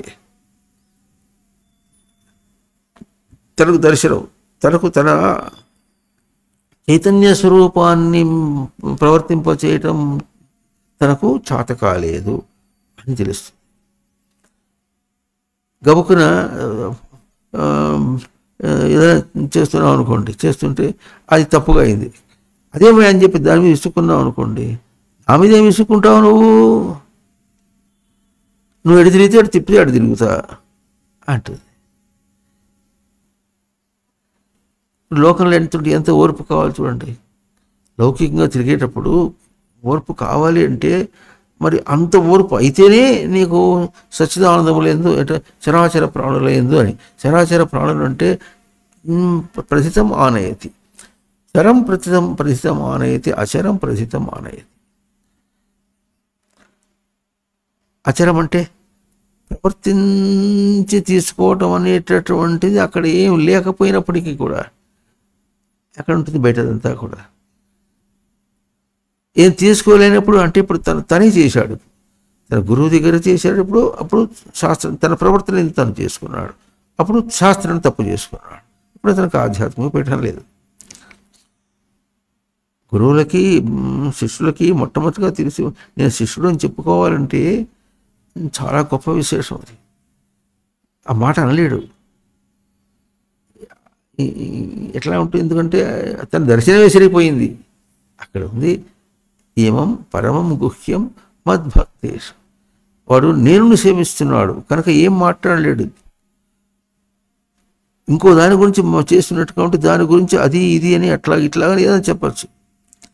గురువుని సేవించడం అంటే ఇప్పుడు తననే సేవిస్తున్నాడు అనే మాట కనుక ఇంకో మాట ఏం చెప్తాడు? దాని గురించి ఇంకో దాంతో పోల్చి అని చెప్తాడు? చెప్పలేడు. అప్పుడు తన ప్రవర్తనని తాను చేయగలుగుతాడు. గురువు యందు తాను ఎప్పుడైతే శుద్ధమవుతాడో ప్రవర్తన ఎందు దైవమునందు శుద్ధమవుతాడు. అప్పుడు శాస్త్రమునందు శుద్ధమవుతాడు. శుద్ధమైన తర్వాత అప్పుడు తాను ఆధ్యాత్మిక పీఠంలో ఆధ్యాత్మికంగా శుద్ధి అయి అధిష్టానం చేరి అప్పుడు బయట ఈ దృశ్య ప్రపంచం, ఇది దర్శన యోగ్యమైనటువంటి ప్రవర్తన అది చేసినప్పుడు అప్పుడు తెలుస్తుంది తనకు. అప్పుడు వాడు భక్తుడవుతాడు. అంతటా తనను సేవిస్తాడు. అంతటా సేవించినటువంటి వానికి ఇంకా దేహంతో వేరే గురించి ఆలోచించవలసిన అవసరం లేదు. అది ఎట్లా ఉంటుందంటే దానికి ఒక మంత్రం ఉంటుంది. దాన్ని మనం చిన్న పుస్తకం కూడా వేసుకున్నాం మనం, మృత్యుంజయ మంత్రం అని. త్ర్యంబకం యజామహే సుగంధిం పుష్టివర్ధనం ఉర్వారుకమివ బంధనాత్ మృత్యోర్ముక్షీయమామృతాత్. దానికి తప్పుడు అర్థం చెప్తారు. ఎట్లాగో అది కాకుండా చెప్పుకున్నాం. అక్కడ ఉపమానం ఏమిటంటే ఉర్వారుకమివ బంధనాత్ అని. అంటే దోస తీగకి పుట్టినటువంటి దోసకాయ అది ఏమవుతుంది, తనంతట తానే ఊడిపోతుంది. తనంతట తానే. ఫస్ట్ పాయింట్ గురువు దగ్గర, మొట్టమొదటిది గురువు దగ్గర అనన్యమైనటువంటిది.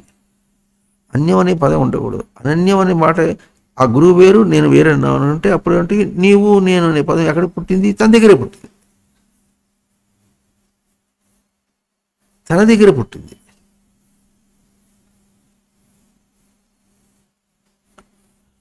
అంత గొప్ప స్కేల్లో, అంత దీనిలో గురువుని సేవించడం అనే మాట అందుకనే ఇది అక్కడ అయిందనుకో, అప్పుడు ఏమైనా నువ్వు నీకు నీ స్వరూపం నీకు చిక్కింది.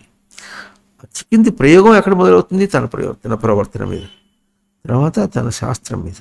ఆ మూడు సమన్వయం ఏమైతే తనకు ఆధ్యాత్మిక పీఠం అందిందనమాట. అంతవరకు ఆధ్యాత్మిక పీఠం అందలే. అప్పుడు ఏం చేస్తాడు? బయట తను ఆధ్యాత్మిక స్వరూపం, తను సూర్యుని యొక్క వెలుగులాగా వెతుకుతాడు. సూర్యుడు ఎక్కడ కనుక కాంతి పోవచ్చు, తన కాంతి పోదు.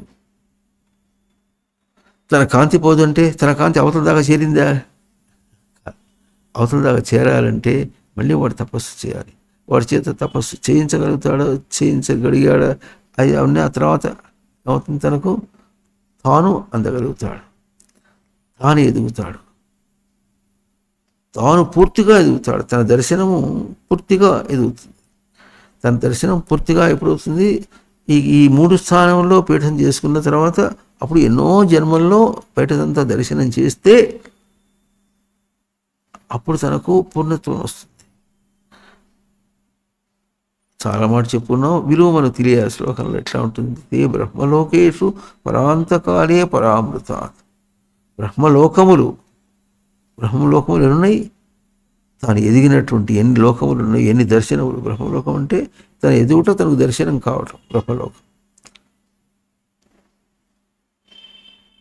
పరాంతకాలే పరామృతాత్ సర్వే పరిముచ్యంత. అప్పుడు వెళ్తాడు. కనుక గురువు దగ్గర రావటం తనకు అట్లా మొదటి ప్రయత్నం. అక్కడ తాను పక్వం కావాలి పూర్తిగా. అక్కడ ఎంత పక్వం కావాలి? తాను భజ సేవాయ, గురువు దగ్గర తాను సేవించాలి. మడి చెప్పుకుంటున్నాం. గురువు దగ్గర సేవించాలంటే బయట మాటలు అవన్నిటికీ దర్శనం నీ దగ్గర అవుతే అయినట్టు, లేకపోతే నువ్వు ఎంత చేసినా నీ కాదు. అది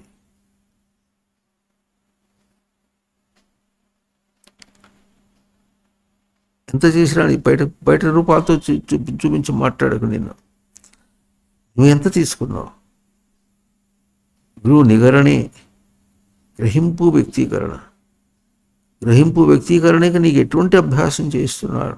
అభ్యాసం చేయించడం అనేది ఆయనే చేస్తున్నారా?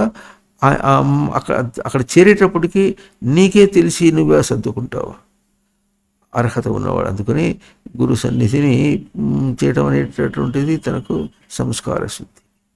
తన సంస్కార శుద్ధి అయితేనే గురువు దగ్గర ఎట్లా ప్రవర్తించాలో తనకు తెలుస్తుంది. గురువును చేరినప్పటికీ కూడా తాను విషయాత్మకంగానే ప్రవర్తించినట్టుగా ఉంటే గురువు తనకు అందలే. గురువు తనకు అందకపోతే ఎన్ని జన్మలు చేస్తాడు? ప్రవక్తగా జన్మలు కావచ్చును, ఇంకో ఇట్టట కావచ్చు, ఇంకోటిగా కావచ్చు, ఎన్నో చేస్తుంటాం. మరి ఇవన్నీ చేయాలంటే చేస్తావు, చెయ్యి. ప్రవచనం చెప్పా, చెయ్యి. 50 సంవత్సరాలు అయింది. 50 సంవత్సరాల్లో ఏం చేశాం?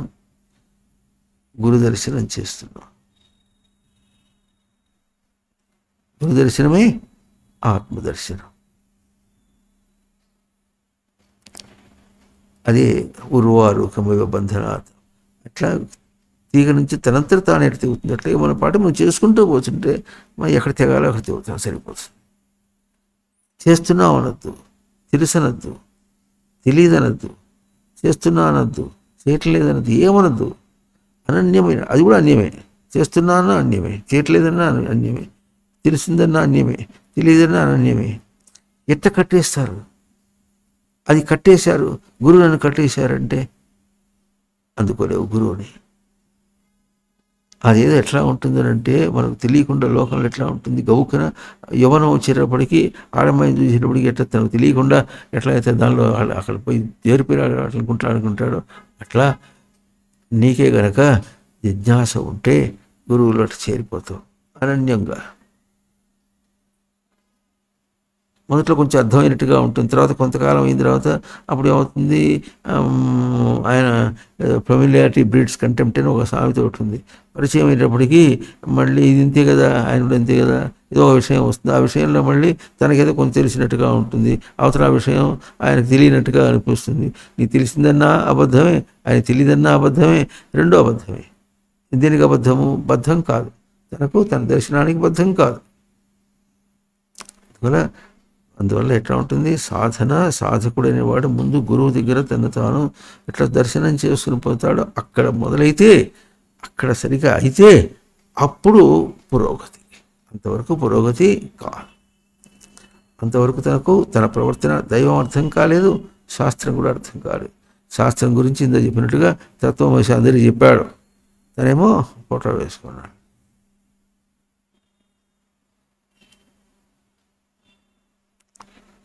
మనం ఓ పుస్తకంలో వేసుకున్నాం, ఇది దీనిలోనే దక్షిణామూర్తి స్తోత్రంలోనే గురువు శిష్యుడాయ, శిష్యుడు గురువాయ, గురు శిష్యుల మధ్య గురు యుద్ధమాయ. ఎందుకు అవుతుంది అది? కాకూడదు. చరప్రాణి అచరప్రాణి. అచరమును తీసుకుంటున్నావా? ప్రజితం ఆనయతి, అది కూడా ప్రజితం ఆనయతి. అక్కడ నేను దర్శనం చేయకుండా ఎట్లా తీసుకుంటున్నాను, ముందు సూటిగా గురువుని ఎట్లా తీసుకుంటాను. గురువు తన స్వరూపం, గురువును అనేటప్పటికీ తన గ్రహింపు, తన శక్తి. దానికి కూడా మనం ఎట్లా చూపిస్తున్నారు, బయట ఆలయాలకు వెళ్ళేసి దేవుని మనం ఎట్లా సామాన్యుడికి చెప్పుకుంటున్నారు, అట్లాగే అది కూడా తనకు మళ్ళీ బయట. అక్కడ బయట అన్న మాట అనకుండా ఉండాలి, బయట అన్న మాట లేకుండా తన దర్శనానికి తనకు స్వతసిద్ధంగా జరగటం అనేటువంటిది అచరప్రాణి. చరప్రాణి ప్రవర్తించి తీసుకో, గుర్తించి ప్రవర్తించి తీసుకుంటే గురువు దగ్గర తాను చరప్రాణి అవుతాడు. గుర్తించకుండా తీసుకున్నాం అనుకోండి అచరప్రాణి. తీసుకోవడానికి గుర్తించలేకపోతే మళ్ళీ అచరప్రాణి. సర్వమును అక్కడ దర్శించి అక్కడ తనకు తన స్వరూపం ఉంటుంది.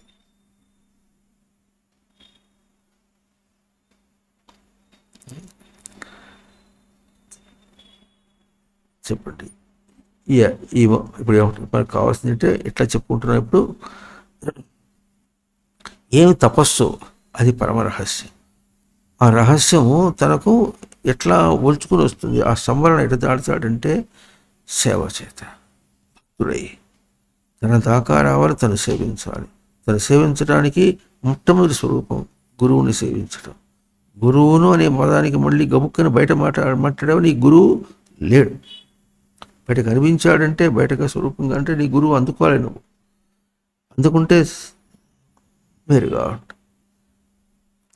కనుక తనది అయిన తర్వాత అప్పుడే తనకు ఏమవుతుంది మళ్ళీ చెప్పుకుంటాం, తనకు గురువు ఎప్పుడైతే అందిందో అప్పుడు దైవం తన ప్రవర్తన తనకు దాని తగినట్టుగా ప్రవర్తన, దాని తగినట్టుగా అప్పుడు శాస్త్రం నీకు అవగాహన అవుతుంది. శ్రీమద్ భగవద్గీత ఉపనిషత్తు అవగాహన అవుతుంది. అప్పుడు బయటంతా కూడా తనకు తన స్వరూపంగా దర్శనం తెలుస్తుంది. చెప్పండి. ఇమం పరమం గుహ్యం మద్భక్తేష్వభిధాస్యతి భక్తిం మయి పరాం కృత్వా మామే వైష్యత్య సంశయః. ఓం తత్ సత్.